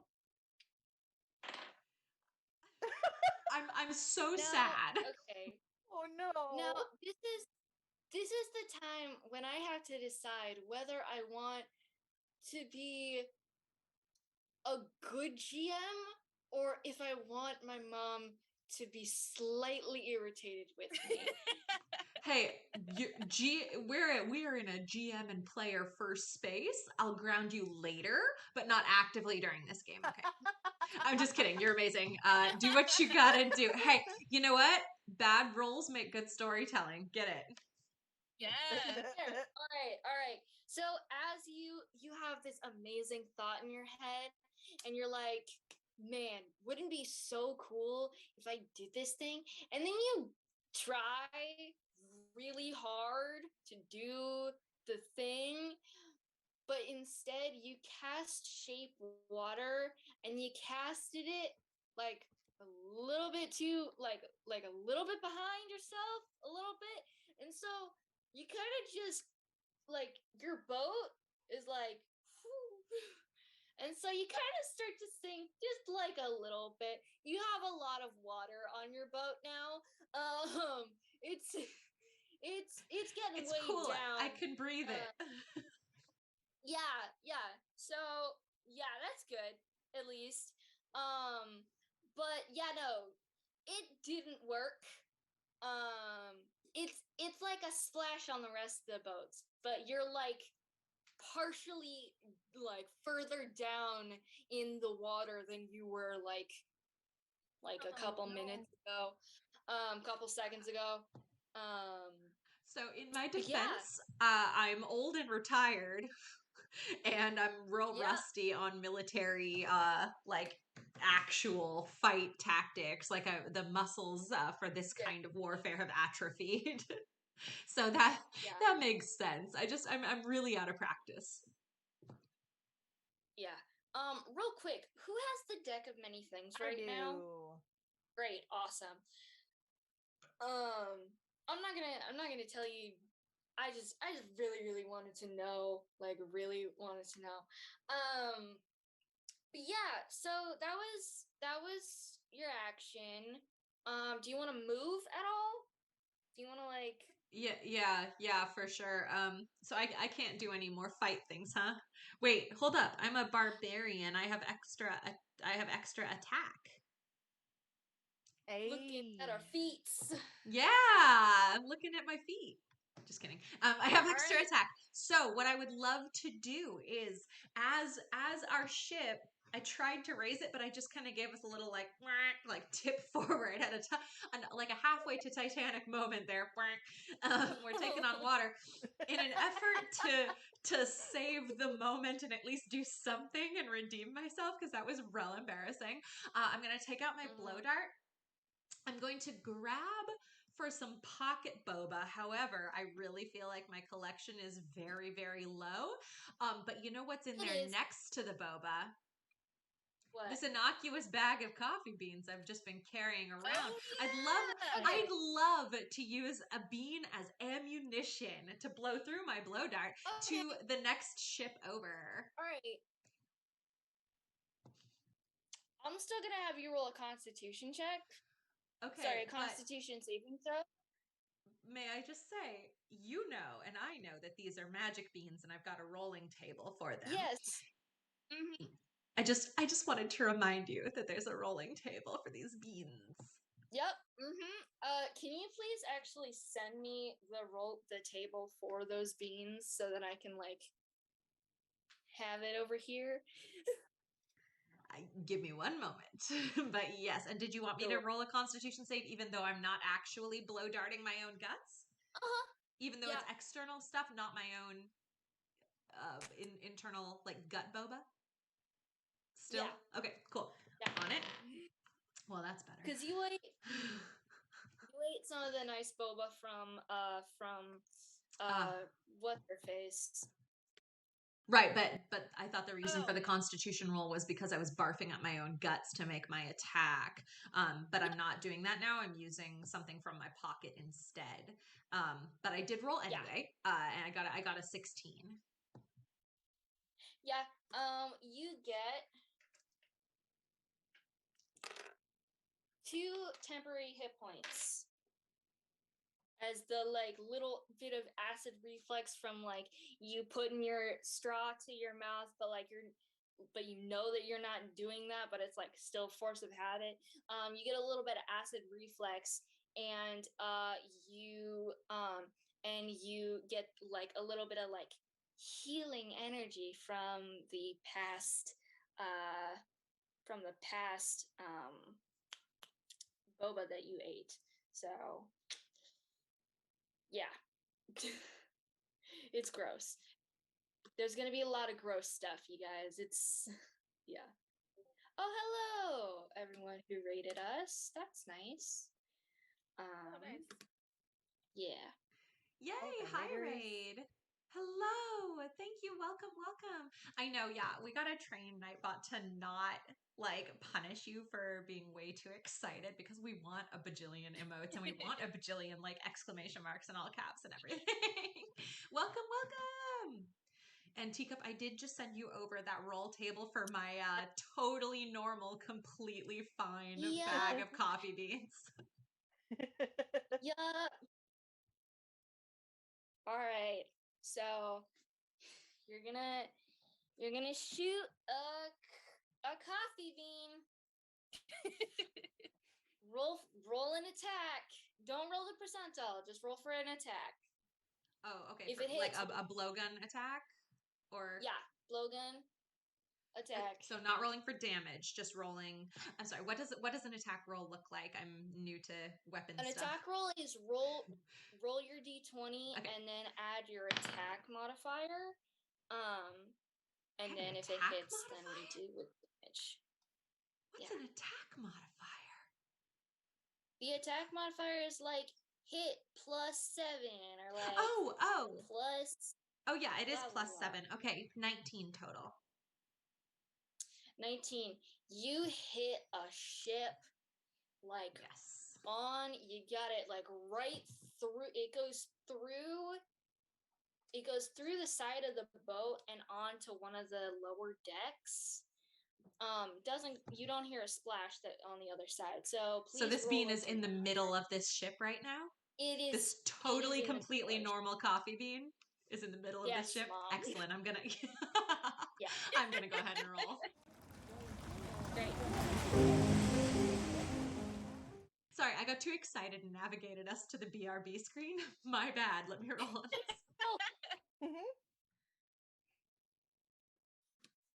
All right, so that is an 85, which according to my little table here, an 85 gives me a nest of 1d4 plus 3 eggs springs up. Any creature that eats an egg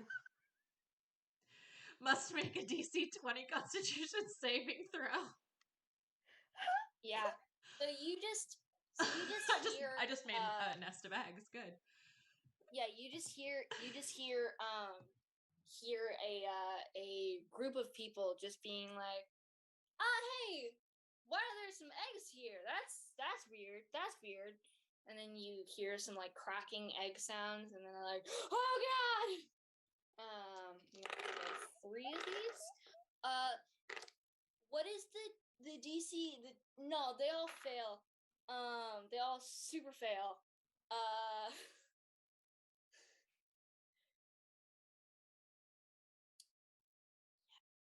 Yeah.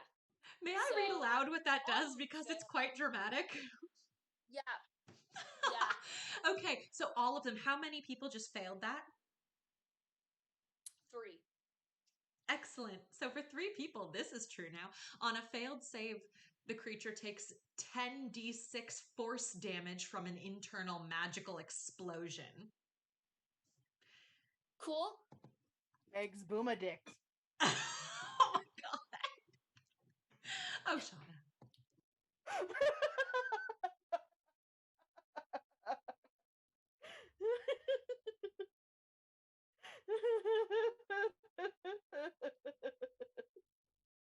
All right. So, okay. So you have to roll 10d6. All right. I'm just gonna say that this boat explodes, but like we're gonna. I just want to see how much you roll.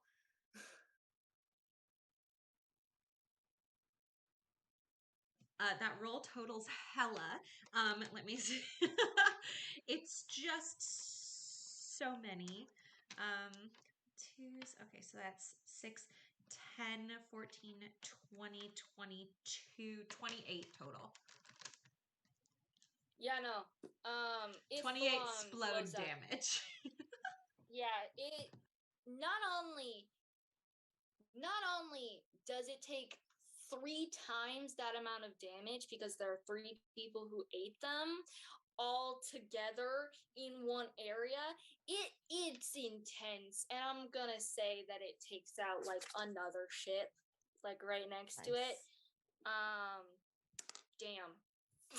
All right, I might not be good at water genasi magic, but I am really good at chaos beans. So I got this.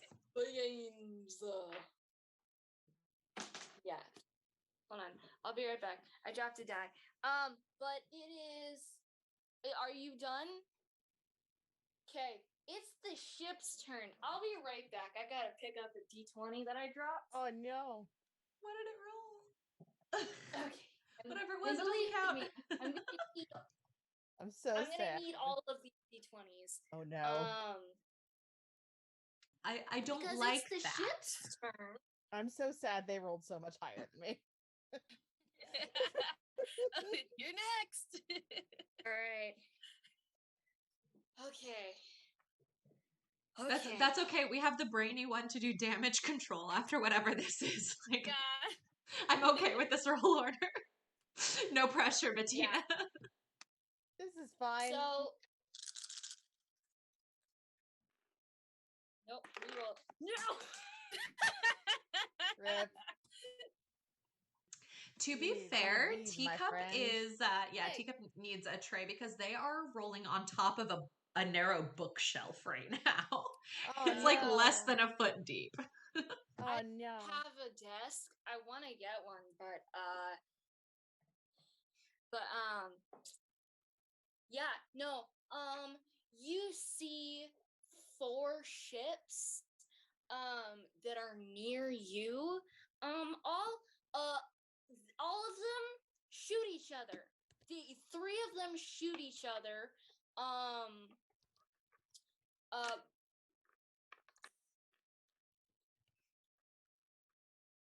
Sorry, I have to do math. Okay, because they failed on their attack on you guys. So one of them fires at another one. They fire another one. Both of them are down. One successes but gets fired on by another ship that failed. So now that one's down. So now there's just one standing, and that's the one that failed. But one did succeed, and so it shoots you guys.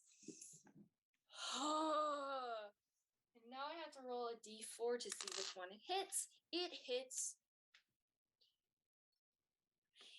Wait. It hits Bettina's ship. Or for only,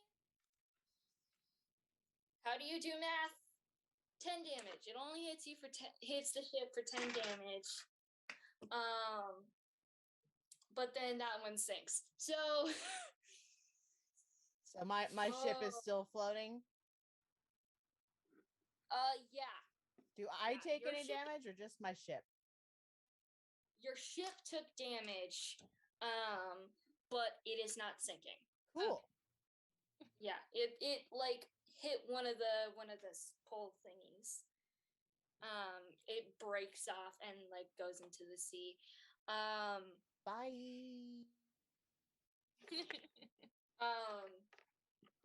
All right, and then you hear. I am rolling like shit right now. That's a mood, though. You hear a bang from the center of the battle, and then you hear another bang and a sound of breaking walls, like breaking brick walls. But you guys can't see anything, so yeah. All right, it is now Bettina's turn. Okay. How many ships are close to me? There are at least 5 ships that are close to you. Let's see. So I don't have much in the way of area of effect spells.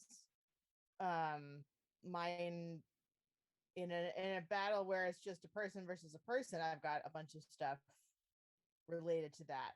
How would any of these translate to a ship to ship battle? Yes.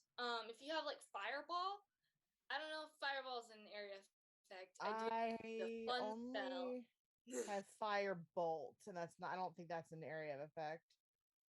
No, it is not. But no, it's not. But I've got other things that are better than firebolt. Although that's a cantrip, so I think cantrips, you can do a cantrip on a bonus action, can't you? Yeah. Okay, I'll save that. But first, I am going to cast Melf's Minute Meteors. I'm sorry, you're gonna cast what? Melf, M-E-L-F. Cool. Just one. I know. I didn't name it. Melf's Minute Meteors. Great. It is a 3rd level evocation spell, only I am casting it at 5th level, and you'll see why in a moment. I create 6, 7, 8, 9, 10 tiny meteors in my space. They float in the air and orbit me for the spell's duration, which is up to 10 minutes. When I cast the spell, and as a bonus action on each of my turns thereafter, I can expend 1 or 2 of the meteors, sending them streaking toward a point or points I choose within 120 feet of me. Once a meteor reaches its destination or impacts against a solid surface, the meteor explodes. Each creature within 5 feet of the point where the meteor explodes must make a dexterity saving throw of 16 or better, or take 2d6 fire damage, and they'll take half of that on a successful one. So yeah, it's 10 meteors because I cast it at 5th level. Okay. Instead of 6. So that was so much information. Okay, I will TLDR it. I have 10 rocks floating around me that will explode once they hit the thing I send them to. Awesome. I can when I cast the spell, I can send up to 2 of them toward a point or points that I choose within 120 feet. You can hit all the ships Excellent. that are around you. I would like to send a meteor to the 2 most damaged looking ships.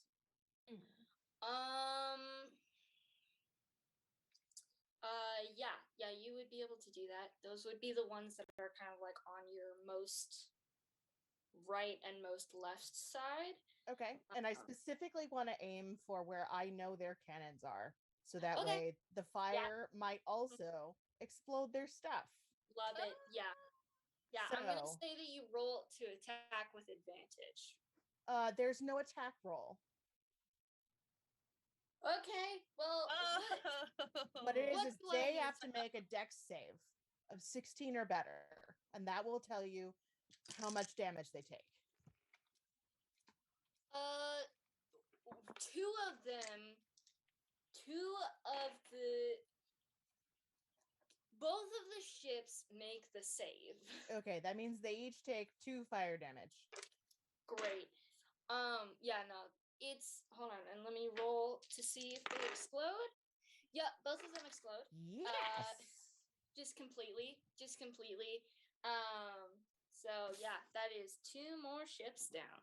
Okay, and then let me check if I can. I don't think I can do more of the meteors on my bonus action, but I can on a bonus action cast Firebolt. So I'm going to cast Firebolt at the next most damaged looking ship.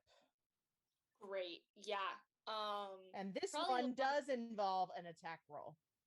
Okay, then roll your attack roll.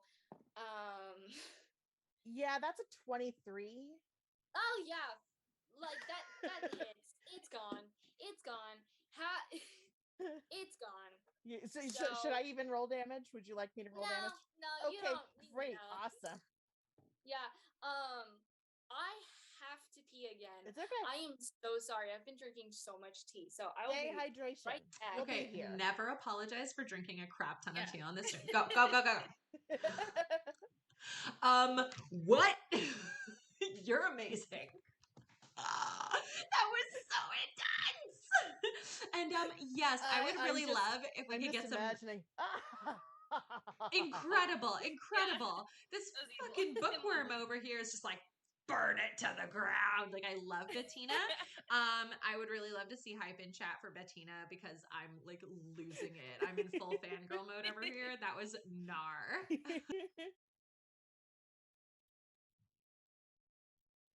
Overall, I will say I feel like we're doing very well. Yes. And I'm about to see if I can do something truly gonzo if I ever make it to a next turn. I mean, depending on what happens next, but Yeah. Also, this is a very awkwardly named spell, and I wish they would pick a different name. I hope you saw Teacup and I both were like, "Excuse me." Excuse me. I was You're like, what? I'm so sorry. I beg your pardon? Did not. It's called Melf. Like That's melt. a- But with an F. That's a mouthful. Yeah. Yep. That's it. Oh Yeah. my god. So good. Also, can I just say, while we're on like little taking a little mid-battle talk show moment here, Reese, your hair, the way that it is draped over like this, you look like a fucking fairy. You're so magical. Like, you've got real like fairy hair and vibes going on right now. Fairy It's just vibes. like I real good. I always just want that. Hello. I'm back. Hello. Tea master. Now, it's my favorite NPC's turn. Bonzo's turn. Uh-oh. Damn it. Wait, Bonzo is here? Oh god, because Bonzo is inside the bag of holding fractal and just kind of comes out every now and again. So Bonzo's just like randomly comes out. Yeah, he's stuck between portals throughout this coin. Lovely. He is in a nightmare. Or is he a nightmare? You see, okay,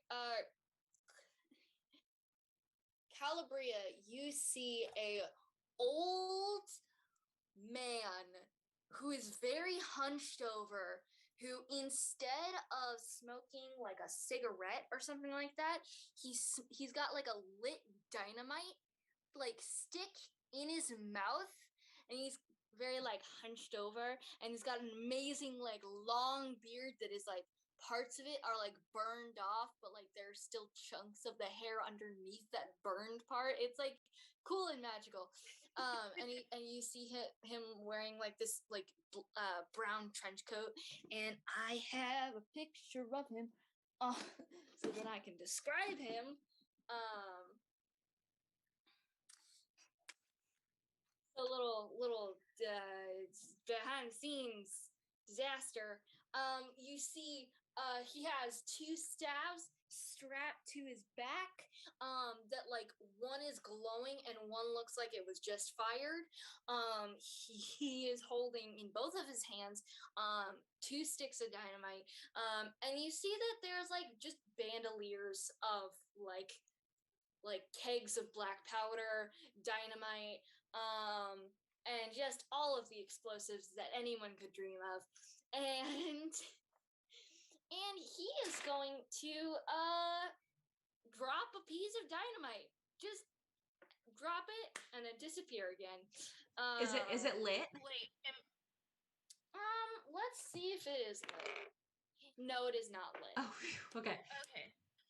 I was thinking like it was like a lit dynamite instead of like a lit cigarette. So Dude, I'm like, Bonzo we only have would. so much time. That's what he has in his mouth. But he didn't drop that one. He still had that in his mouth. Okay, is anything lit out of all these explosives? On him or on the ship? On the ship, and how is they're not on my ship, right? He was on your ship, dropped a piece of dynamite, and then disappeared again. Okay, well, if it's not lit, that means I can use it. And it's not going to take away from... Is it going to... It'll take a turn, but it won't take away from an attack? No, it'll just be a bonus action. Okay. Well, I want to use that first. So, Okay. Can I roll to, like, throw it at the closest ship? Light it first, and then throw it at the closest ship? Yeah, if you can roll an acrobatics check. Okay. I'm trying to think about like what entails throwing something. I'm thinking Athletics either like or dexterity. Dexterity. Yeah, roll just a dexterity check. Okay. 14. 14. Yeah, no, you chuck it, and it hits, like it rolls a little bit on the ship, and then it just explodes. So let me pull up stick of dynamite for one of the items, because I don't know how much damage a stick of dynamite does. It's probably a lot. Like hella? Yeah, probably. I mean, when it lands and it rolls around a couple times, like, is there anybody close by it? No. Okay. Oh, there it is. Sorry, I'm trying to figure out how D&D Beyond works.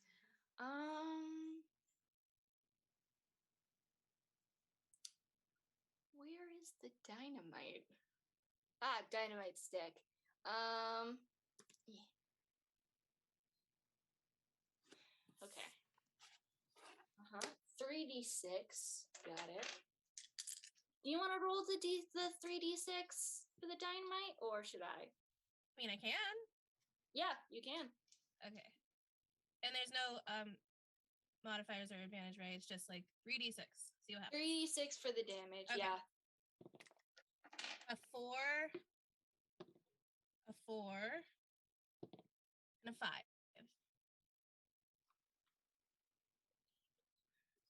that's 13 damage.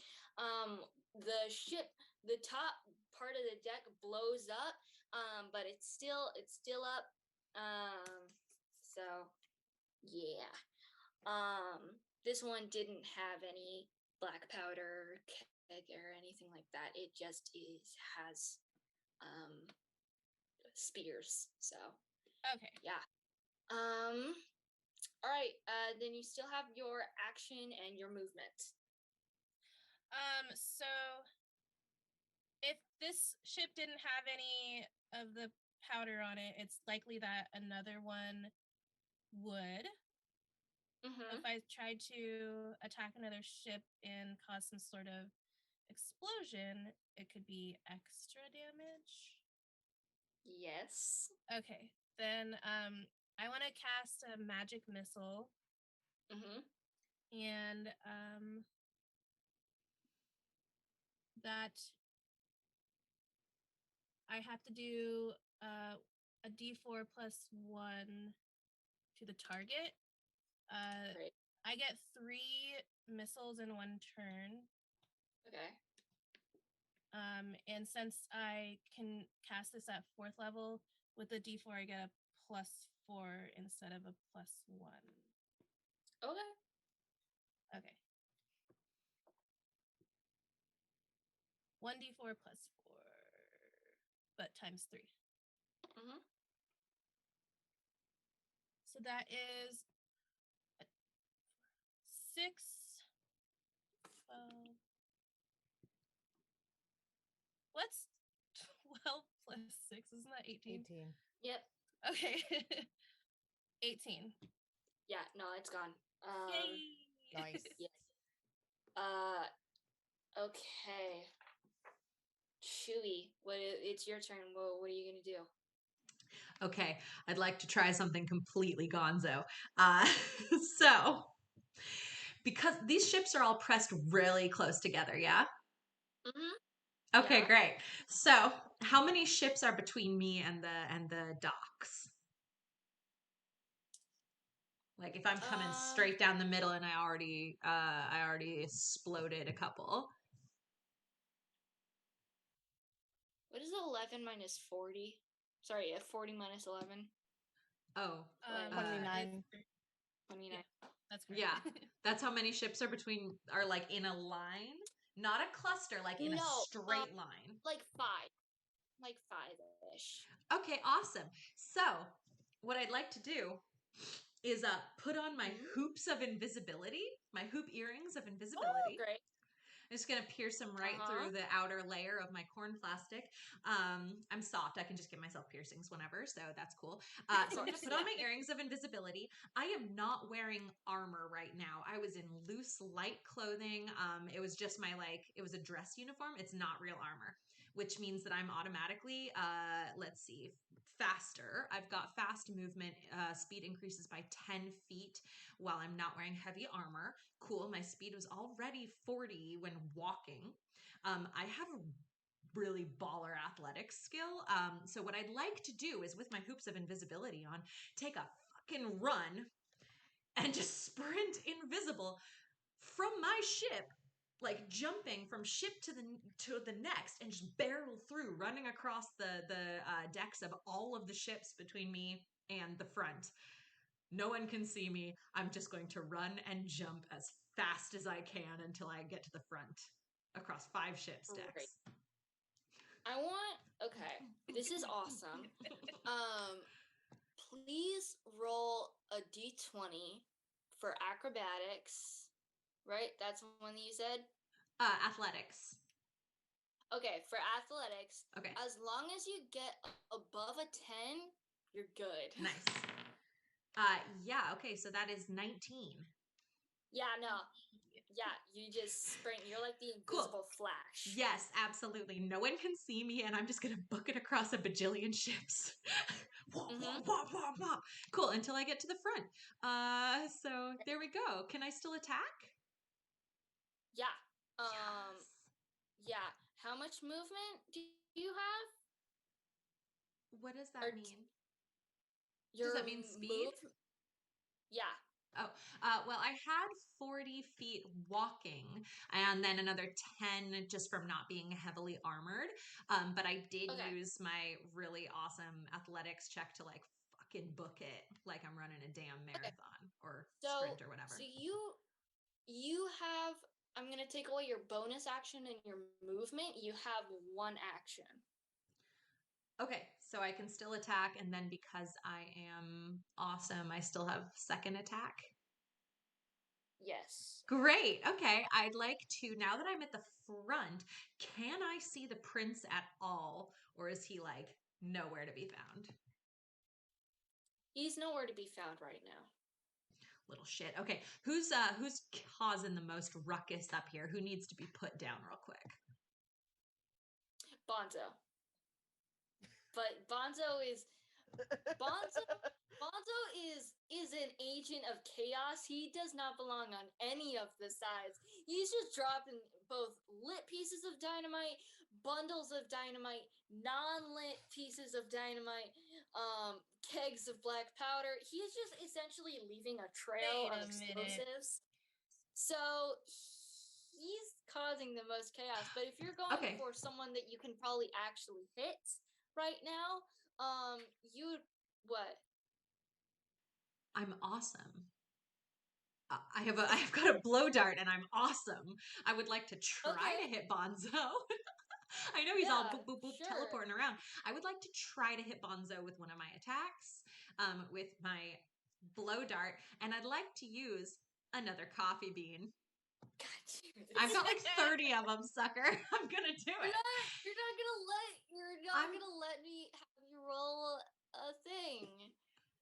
What do you mean? I'm still gonna have you make a roll of Constitution. Because I'm using so much breath, or yeah. Or okay, sure, yeah, all right. Constitution saving throw. 22. 20. So I got 4 more temporary hit points from last time you had me roll a Constitution thing. So that's nice. So now how many more hit points do I have? So get rid of the temporary hit points that you had, because temporary hit points like replace each other instead of adding together. You have 12, 14. You have 15 temporary hit points. You had a mighty belch as you go to freaking shoot a bean. All right. Shoot your shot, literally. Okay, so do I need to roll my percentile now, or is it something else? Roll an attack. Roll your attack thingy. Okay.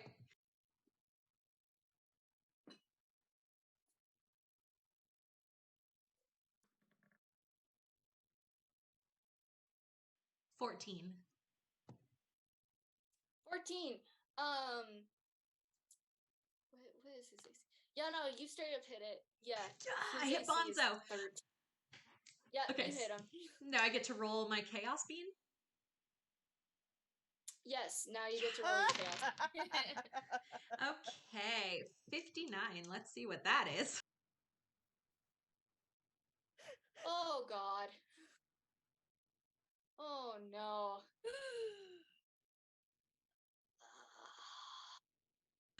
May I read it? No. Yeah. Speaking of toads. Yeah, go ahead, read it. 1d4 plus 8 bright pink toads crawl forth. Whenever a toad is touched, it transforms into a large or smaller monster of the DM's choice. The monster remains for 1 minute, then disappears into a puff of bright pink smoke. So I get to roll a 1d4 plus 8, and that's how many pink toads that then transform into a totally different thing when they are touched? Yeah. Mm-hmm. Okay. 1d4 plus 8. Bright pink toads. Okay, so that is 11 total. 11 total. And I'm sorry, these are springing forth from Bonzo, from where the beans struck Bonzo? Yeah, no, I got that. Oh.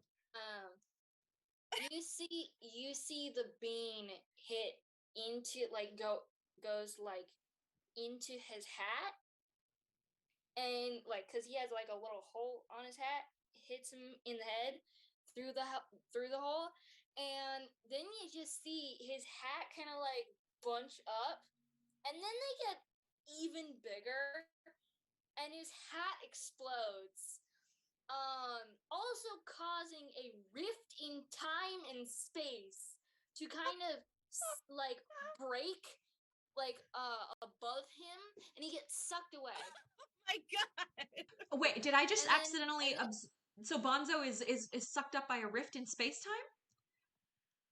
Yep. Fantastic. Pink toad alien. And then Great. and then, because I'm not done, you see Bonzo show up like I'm gonna do this because you probably don't see this, but I want to share with you. I want to do like a quick little cutscene. We see Bonzo show up back in like we see him show up in the middle of the sea, like 3 feet above the water, and then he does the cartoon thing where he looks up and down, and then he just plummets into the water as gigantic pink toads and fish and tuna just explode from him. Essentially, he's still alive, he's still out there, but like he's not going to be there for he's gone for like a couple of rounds.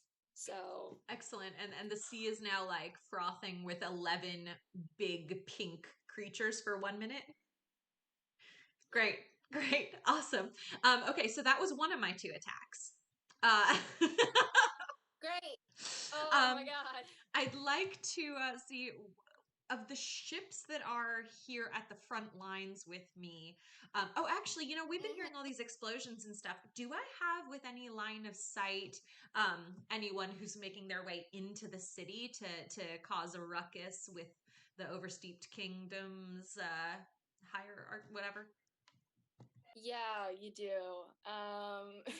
You see a huge hole in the walls of the city and town, and you see a bunch of Earl soldiers marching into the town. And you actually hear a decent fight. Like it doesn't seem like a lot of people are dying inside of the town. You notice that you see like occasional bright flashes of like holy light inside of the town, and a nice sweet southern accent. Yeah. um yeah. Excellent. Okay, well, I'd love to shoot another bean at anyone who's within range that looks like they're headed toward the castle to kick up a ruckus. Sure. Just somebody. I want to clip somebody with another bean from my Alright. chaos bloater. Yeah. Go ahead. I do want to tell you, as you are up there, you do see that a majority of the people who are going into the kingdom are these gross green fleshy monsters, zombies who are like tearing people's bodies apart, and pulling out like guts and stuff and eating them. And you see that one turns its head towards you in like a very much like a possessed doll sort of way. Turns its head towards you, and you see that it has like vacant, like it's like black hole eyes, black hole mouth. Every single orifice in these creatures bodies is just a vacant like black hole. You see that they have 4 arms that bend in very wrong ways. And you see that in their body they have like they're all contorted and like have like different like holes and things coming both out of them and going into them. Gross. I want to shoot the one that's looking at me. That's nasty. Can I shoot it with I want to shoot it with a bean. Cool. Shoot with bean. All right, so same. Oh, that was a nat 20 on the Constitution roll that you were about to ask me to roll. You shoot. mean? Oh, With Constitution roll? Well, you've been asking me to do that, so I mean, Yeah. I don't have to No, if you don't no, want me that's to. good. But that was No, that was a nat 20 on the first roll that you've been having me roll, which has been the Constitution roll. So neat. I imagine I have hella temporary hit points. You get 13 additional Ooh. additional temporary hit points. This time you rolled a nat 20. This will only happen once or maybe twice depending on how the dice roll, but okay, yeah. and then I got an 18 for my actual attack roll. Do you crit on that? No? No. Okay. No. Oh right, that's a fighter thing. Never mind. I'm a barbarian. I don't know. Yeah. I'm sure fighting some monsters though. Yeah, so that was an 18 on my actual attack. Super hits. It's nice. It's a vacant void of mush. Cool. That walks. Cool. Can I roll my bean percentage? Yeah. Percentile bean. All right. Oh, that's a 53 again. Isn't that what I got last time? Amazing. So Yeah, I think pink toad thing. So I got to roll 1d4 plus 8. So that is 10 more pink toads inside of this zombie. That by the way, remember that they get bigger or smaller and turn into different stuff at your whim whenever they touch anyone, which they are inside of this dude. So don't worry. Cool. Don't worry. I didn't forget. I'm just excited. You see a bunch of purple basilisks come out, not the snake, not the Harry Potter basilisks. These are different. They're like lizard things. They come out of the guy and just kill the rest of the zombies. So yeah. Are you done? Yes, cool. Thank you. Cool. No, I'm not trying to shame you. It's just that's a really cool turn. I'm very excited about everything that I just did. Thank you, everyone, for being with me on this journey toward 21 bright pink magic toads creating chaos. Jeez. Okay, so now the ships go. Most of them are being destroyed right now, because of gigantic fish and basilisks. So, like, hold on, I gotta. How do you math? A bunch more. Like, it's now half of the fleet. There are 20 ships left. It went from 40 to 20 real quick. Now we're gonna go. We're gonna go Bettina. And then we're gonna go. And then we're gonna go into like a theatrical sort of ending to this battle. Because it's late and also I want to get to like a prologue thing. So, yeah. Epilogue, yes. So, Bettina, what are you doing? What is your turn? 2 things. 1, I pull out the deck of many things, flourish it dramatically, and I draw a card. Oh, wait, hold on. Wait, which card is that? I don't know. I have a postcard. I figured you'd want me to roll. I wasn't sure what you wanted me to roll. How many cards do you pull? A card? I think I can only pull one at a time, right? You can pull as many cards as you want. Oh. Yeah. Okay, oh god. I probably shouldn't pull the whole deck, huh? Hold on. Let me actually read the thing. I await your word. Okay, but what if you did though? This would be the end of this world. 52 card pickup. Would explode. Um, 52 rifts in the space-time continuum pickup. yeah, no, you can pull as many cards as you want. But you have to be live in order to pull them. So okay, so you pull one card, right? Sure. All right. This card is because I'm trying to figure out what type of card this is. Clubs, spades. What do the rest of the cards look like? Those are the spades. Okay, yeah. These are the clubs. So I put the ace of clubs, aka talons. Where are the talons? Talons.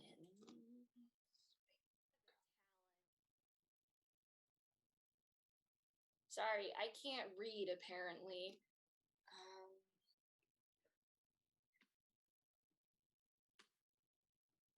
Talons. Every magical item you wear or carry disintegrates. No. And I'm going to say, not including the cards. Artifacts in your possession aren't destroyed, but do vanish.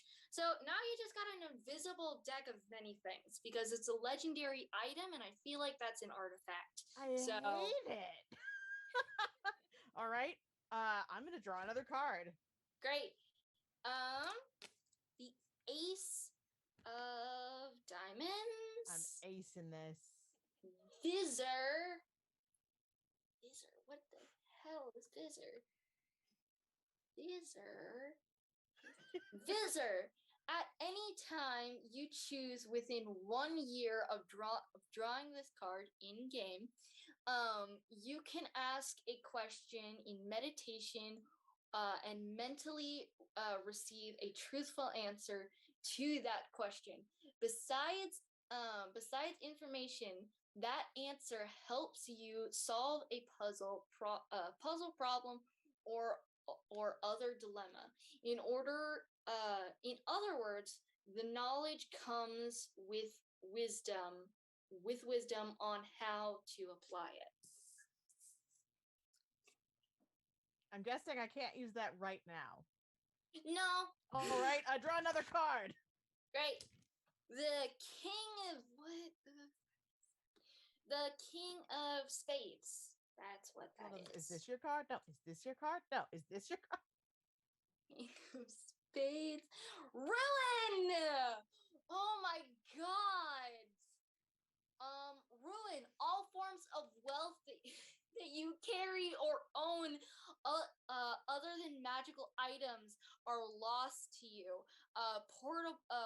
Portable property vanishes. Businesses, buildings, and land you own are lost in a way that alters reality the least. Any documentation that proves that you should own something is lost to the card, and it also is gone, so you can't pull that card again. Well, I'm glad I can't pull it again. Does that mean my spell book is gone? No. Okay. Well, I didn't have that much gold to begin with, so that's good. And I'm just a scholar, so I don't really own much, so that's good too. I still have clothes, right? Yeah. Good. Cool. Pull another card. Yeah. There has to be something. The Two of Hearts. Gem. This is a good one. Please have this be a good one. 25 pieces of jewelry worth 2,000 gold each, or 50 gems worth 1,000 gold pieces each appear at your feet. So just a bunch of gold just comes out of this card. Cool, I'll get back to you later. Flip another card. Something. Jeez. Something that will help me with this damn battle. This is a club. This is the 2 of clubs. The idiot. Oh, gods. Idiot. Permanently reduce your intelligence by 1d4 plus 1. I'm gonna roll it. I hate this. Oh, good. You have 4 intelligence. Wait, I'm sorry. I lose 4 or I have 4? You have 4 intelligence. I'm sorry. Can you read the description of the card again? Because it doesn't match what you said. I'm sorry. You reduce. Sorry, I mixed that up. You permanently reduce your intelligence score by 1d4 plus 1. So you. Yeah. Sorry. Got So it. you have 4 less intelligence. I'm gonna have to edit my character sheet for that. It doesn't really matter. It's not gonna affect the thing I'm gonna do because I dropped the deck in disgust. Hold on. You can draw 1 additional card beyond your declared draws. Are there any cards that undo everything that just fucking happened?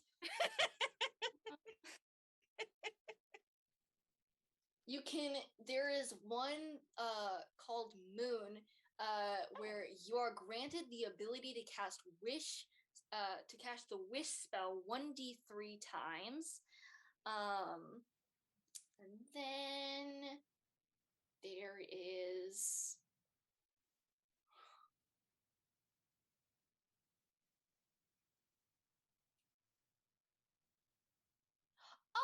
there's the Fates, which is reality's fabric unravels and spins new, allowing you to avoid or erase one event as if it never happened. You can use the card's magic as soon as you draw the card or at any other time before you die. So you could straight up, after losing everything except your spellbook and your clothes, and then gaining like a shit ton of jewelry, pardon me, you could just undo that. You can just undo that. I'll draw 1 last card and then I'm gonna use my bonus action for the meteor nonsense. All right. Okay. That is the Jack of clubs.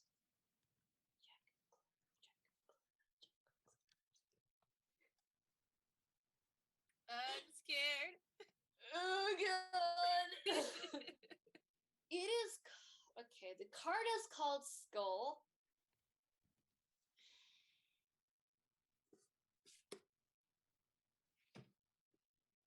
You summon an avatar of death, a ghostly humanoid skeleton clad in a tattered black robe and carrying a spectral scythe. It appears in a space that the GM's choice within 10 feet of you and attacks you. Me? Warning all others that you must win the battle alone. The avatar fights until you die or it drops to 0 hit points. Whereupon it disappears. If anyone tries to help you, the helper summons its own avatar of death. The creature slain by an avatar of death cannot be restored to life. I hate this. Okay, Oh but my God. wait, hear me out because Bettina has a raven familiar, so I feel like there's gotta be some groovy like death. I mean, right? Like something. Anyone who's spooky enough to have a fucking raven familiar should have some kind of like being cool with death situation. Shauna, I am so sorry. I am so sorry that this has had to happen to you. See, the deck. It's so fucked up. And the thing is, I am the GM. I feel like I have more of a say on this than whoever wrote D&D. And I have an even greater idea. Okay? Okay.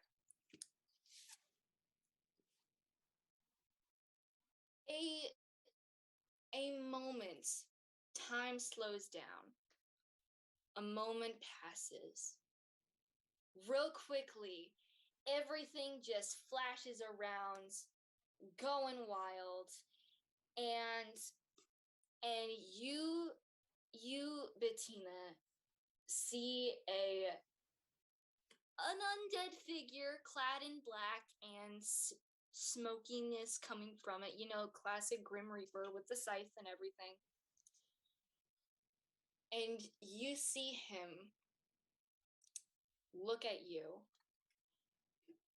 and he says,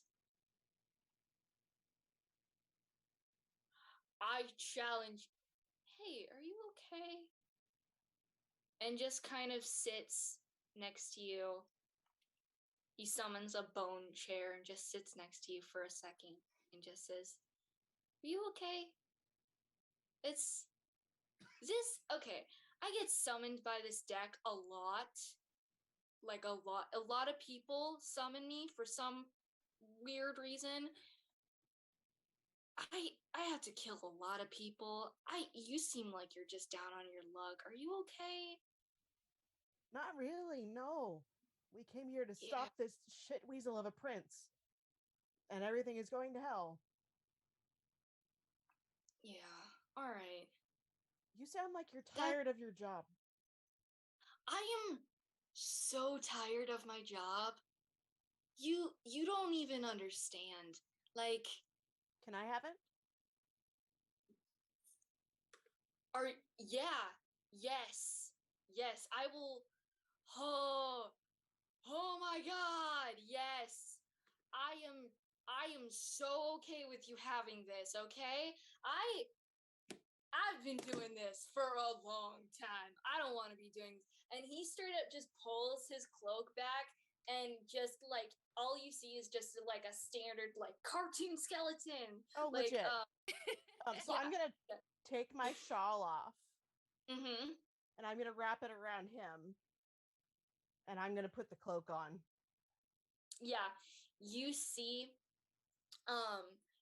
everyone sees Bettina turn into like all of the everything, all of her skin, all of her like leaves, all of the everything just immediately tightens up and goes against her bones. And she is both the most powerful thing that you guys have ever seen, but also the most terrifying fucking thing that you guys have ever seen. Just the gauntness of like the cheeks, and just the like, now you can see the like knuckles and like every joint in her body, but also there's like some sort of buffness to it. Like this is not like autonomy wise, this is not how this works, but it's magic, so you see Bettina in this cloak, and he just says, I'm Phil, by the way. No one asks me about my name. I'm just told like, I must challenge you, and it's like, until today it never occurred to me that Death would have another name. Yeah, I'm sorry that didn't occur to me. Yeah, and like people think that I'm something to be feared of, but like, man, I just like cookies, like I have when all this is over, I have a friend to introduce you to, because he makes the most wonderful fluffy biscuits and pies and cookies and pastry. He's delightful. He's Are you talking about Carson? Carson, yeah. Yeah, we've had to like do a lot of stuff together. We've had to usually like we're kind of competitors, but in the like cheeky sort of way. But yeah, no, he takes away a lot of my clients. Hey, wait a sec. Anyways, So yeah, this all needs to stop. This is yes, this entire battle is the power fantasy of a teenage boy. yeah, We're done. yeah, and he just hands you his like his spectral scythe, and just says, you know what? I'm gonna go take a nap for a long time. I hope you enjoy this. And he lets go of the spectral scythe, and he just turns to dust and just goes to the wind. And then just kind of like slowly time starts to go back in, and time starts to speed up again until it's a normal time. Does my shawl go with him, or does it flutter to the deck? It flutters to the deck, All right. but I pick it yeah. up, and it's a pashmina, so I wrap it very fashionably around my neck. Yes. And you see the scythe shimmer and slowly morph into a larger version of my arcane focus, which is a spoon. Love it. Yeah. Yes. Just yes. I'm gonna let you know. I'm going to copy some stuff and paste it into the chat Okay. so you can see what these new abilities give you. Nice. Yeah. So yeah, you also have like immunity to necromantic damage and poison damage, like full Nice. immunity. How close am I to the shore? I'm gonna say like 3 boats away. So not close enough for it to be 30 feet, right? No, All no, right. not yet. I'm at my bonus action then. Whoever looks like they need killing the most, that's where the meteors are going. Yeah. You see. Hold on. Let me just.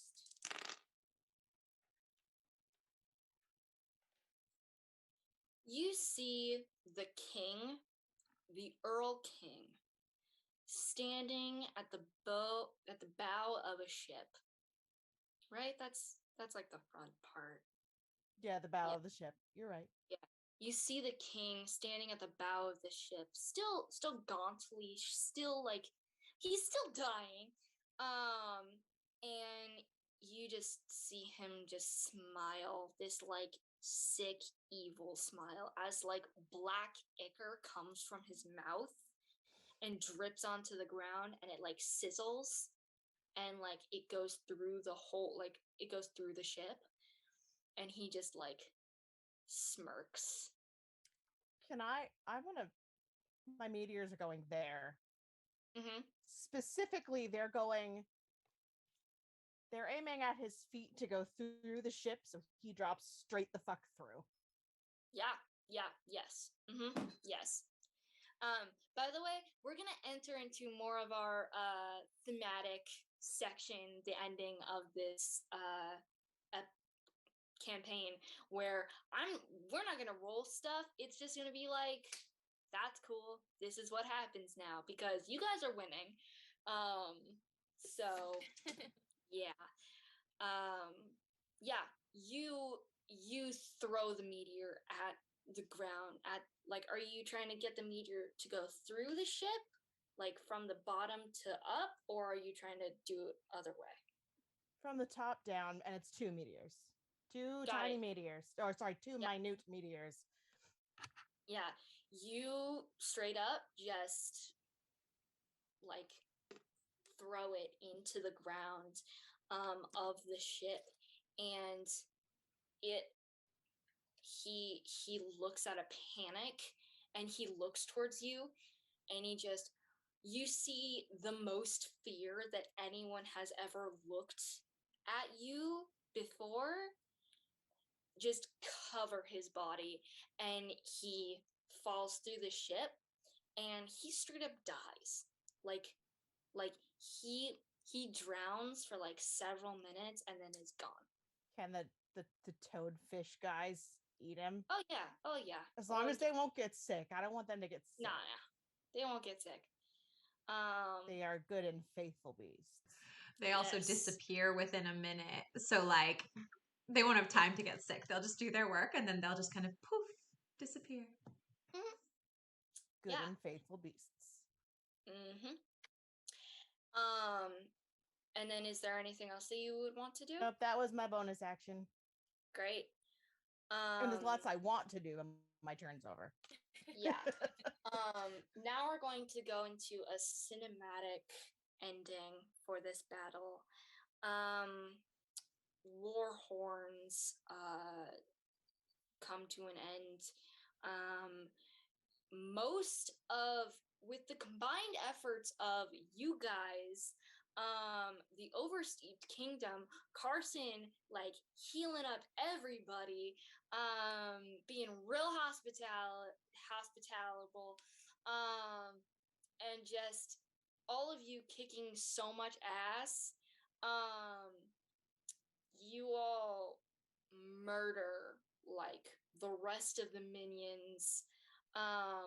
All you guys, the only person that I want to narrate dying is the sun. Because he sucks.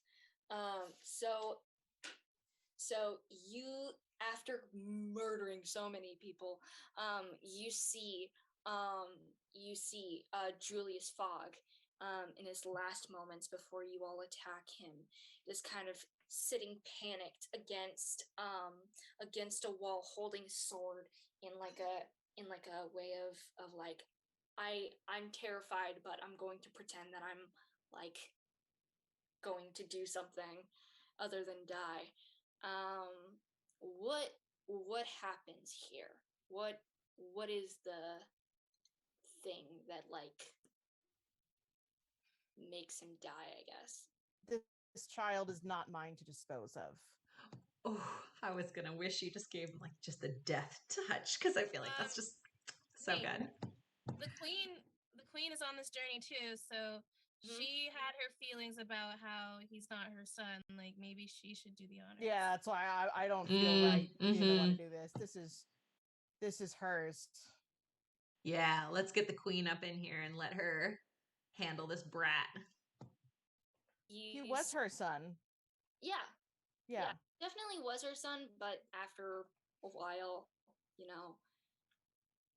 bad family ties. So, yeah. I bow deeply and using my very sharp, large spoon as a staff, gesture at the prince and say, "Your Majesty, this one's yours." I appreciate it. She is covered in full plate gold armor. Not trashy, but like actually nice and like regal. And she has this great sword out. And she holds it to her son's neck and says, "Do you have any last words, son?" He straight up pissed himself. Like, pants not clean anymore. He says, "Trust me, it was the only thing that I knew how to do anymore. I knew that Dad was tricking me, but at this point I had to do it because this was the thing. I had to." And she slices his throat in mid speak, and his voice starts to bubble, and then he slumps over and passes away. Yeah. She looks to you, all, and she says, "And I assume that you took care of the king, right?" He has been dealt with. Good. Now it's time to actually be a good queen and clean this shit up. And she starts to head toward the castle. Um, after, I'm gonna say, like, we're gonna jump ahead like a month or so in the future. Um, the queen of the Earl Kingdom has now has now built better ties between all the kingdoms. Peace treaties are fully in effect and fully taken care of. And yeah, there was peace again within all the kingdoms, and no weird stuff anymore, really. So yeah, we jump to a festival a month later. uh what is Calabria doing? You've noticed that that the folks who the homeless folks were like helping in the battle, and most of them actually did survive.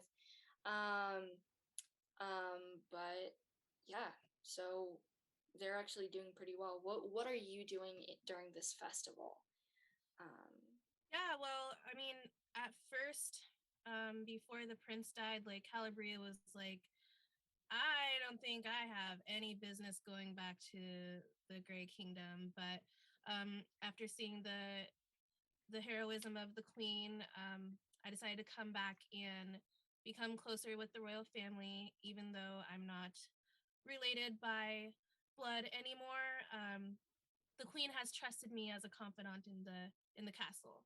So I helped plan this event, and made sure to include the homeless and peasants that help us in the battle, to make sure that they all got honored during this festival.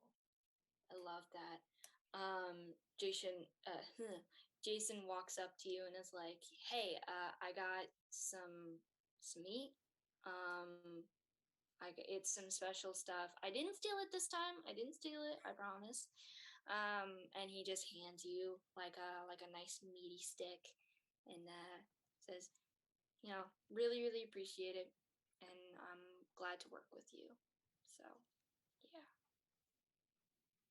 Um, we cut over to Chewy. What is Chewy doing? Yeah.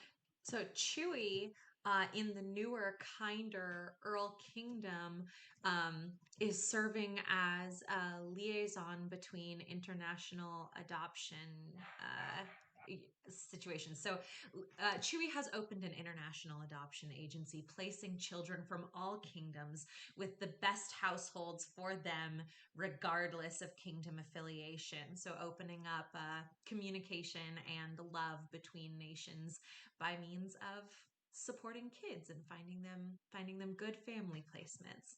So they've found themselves in their retirement, kind of on a totally new path altogether. That's nice. You see Serendipity kind of pull up to you with her cart, and just hands you like a big jar of boba. It's the rainbow. It's the special rainbow ones. Rainboba? Um, yeah, rainbow boba. Um, she hands you a jar and is just like, yeah, no, like, it's like, I don't really have like the sort of space to like take care of a child, but like if you ever are holding like fundraisers and stuff like that where you need some food, I'm always there for you. But yeah, no, like, let me know if you need any help at all. Thank you, With any Serendipity. The children and I appreciate it. Yeah, no problem. Yeah. Yeah, and then um we cut to Bettina, who is now essentially death. You might Um, think that I lead a very spooky and depressing existence. And parts of it, sure, I'm sure they are, but the thing about being deaf is that I'd really rather people live as long as they can before I come for them. So I found a university, and it is all people training in the various important parts of the process of life to death, and including a line of death apprentices, because really this job is much too big for one individual to bear on their bony shoulders.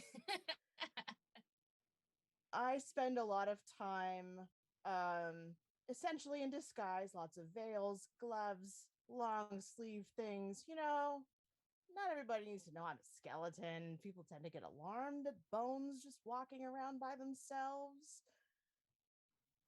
But I just try to help where I can and do my job with as much dignity for myself and for them as possible.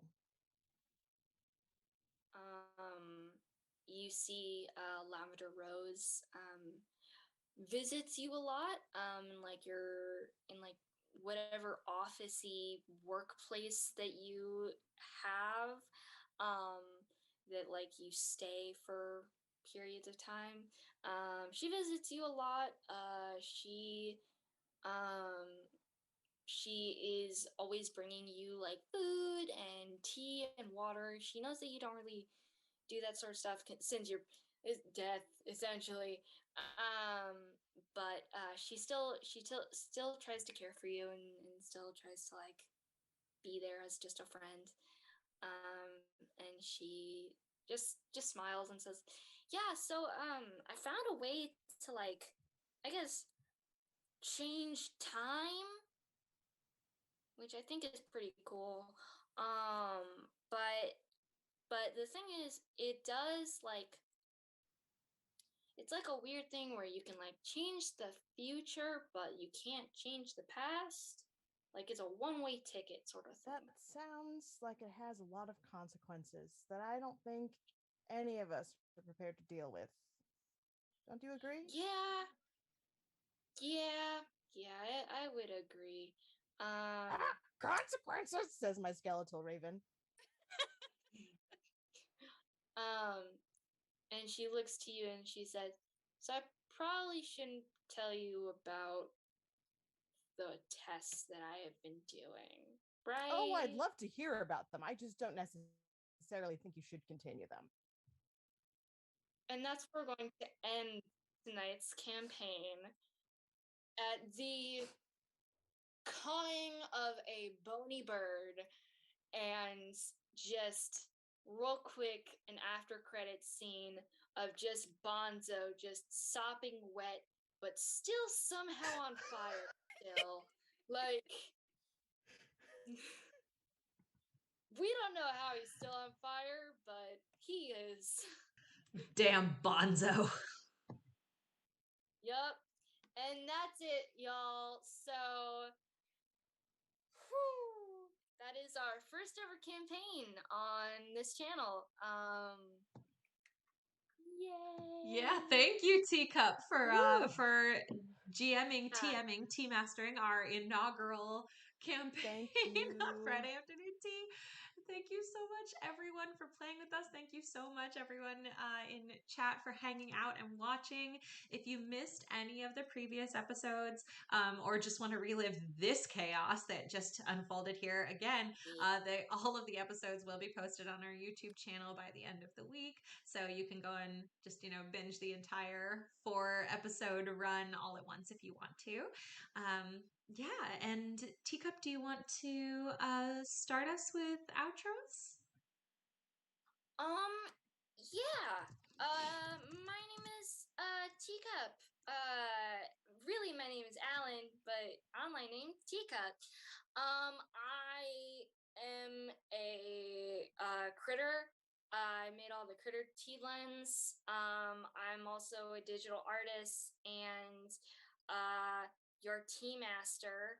I hope to do these again in the future. That would be a lot of fun. We gotta take a break though for like a while, but it would be a lot of fun to do these again in the future. But yeah, that's it. They them pronouns through and through. I'm gonna pass it over to Friday. That's me. Hi, I'm Friday, she, her pronouns, and this is my home channel. So thank you all for coming and joining me. Not only was this the first time that we've ever run an actual play on our channel, this is actually the first time that we've ever had friends call in who, didn't live in my house with me. So this is a new situation for me from a production side as well. So real learning experience and a ton of fun. And I also look forward to doing more games on this channel in future after we take a little breather and get some chaos out of our systems here at home. You can find me here. You can find me in my work life at Friday Afternoon Tea on here in TikTok, Friday Tea on all other social media platforms where I make tasty teas for thirsty nerds using neuroscience superpowers. And aside from my day job, I also am really interested in examinations of death culture, and fiction, and why fiction's important, and what things we like about fiction and what they do to us socially. You can find all that groovy stuff on my website at fridaylliot.com. The link is there in the chat. I did even just post a new short story on my blog this morning that you will like if you enjoy science and witchcraft and waterfalls and bugs. So that's me. Over to you, Shauna. I am looking forward to reading that. Hi, I'm Shauna. My pronouns are she, her. I am a software test engineer. I am a space wizard for charity. Means that I do lightsaber performance and choreography and stuff. If you're curious about that, you can look up Saber Guild. Camino Temple is my temple. I'm also an artist and a moderator at large. You can find me at a whole bunch of different streams on Twitch and on TikTok. And you can find me, myself, on Twitter and Instagram at She Is the Weather, on TikTok as Moon Prism Power Mask Up. That's mask, not makeup, to be clear. And Twitch as That's No Moon Prism. I like spooky stuff. Oh, yes, I also designed the current Friday Afternoon Tea logo. Oh, these many years ago. Just speaking of you being an artist, I And wanted to brag on that. thank you. Thank you. I have meant to mention that and have forgotten every time. Yeah, I love D&D.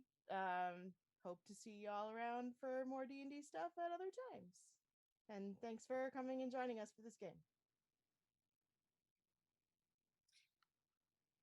And hello, everyone. My name is Reese, she, her pronouns. I am the co-founder and co-host of tea&rpg, that's spelled TEA, TRPG, where we sip tea and have a talk show with some amazing members of the TTRPG community. Our show airs every last Sunday of the month at 2 p.m., so feel free to catch me and my co-host Nikki as we air our August episode. You can follow us at TTRPG _ on Twitter and at TTRPG anywhere else. And if you would like to follow me personally, you can find me on Twitter at Miss Reese1. Thank you so much. I had such a great time playing this game. TTRPG is real close with Friday Afternoon Tea, so I'm really glad that I was able to be a part of this. Awesome. And I hope you all will stick around for just a few minutes. We're going to go over and raid our friend Krista Doodles right now. Let me see, what are we doing over there anyway? Krista Doodles. Oh, Phasmophobia. All right. So if you are freaked out by ghosty games, I would like to invite you to stay for like a moment and then bail. But let's go say hi to Krista Doodle. If you like spoopy things, then stick around and hang out and blow it up because it's a real good time over there. Thank you all so much for hanging with us. We love you. Oh, spoopy. And we will see you again later. Bye.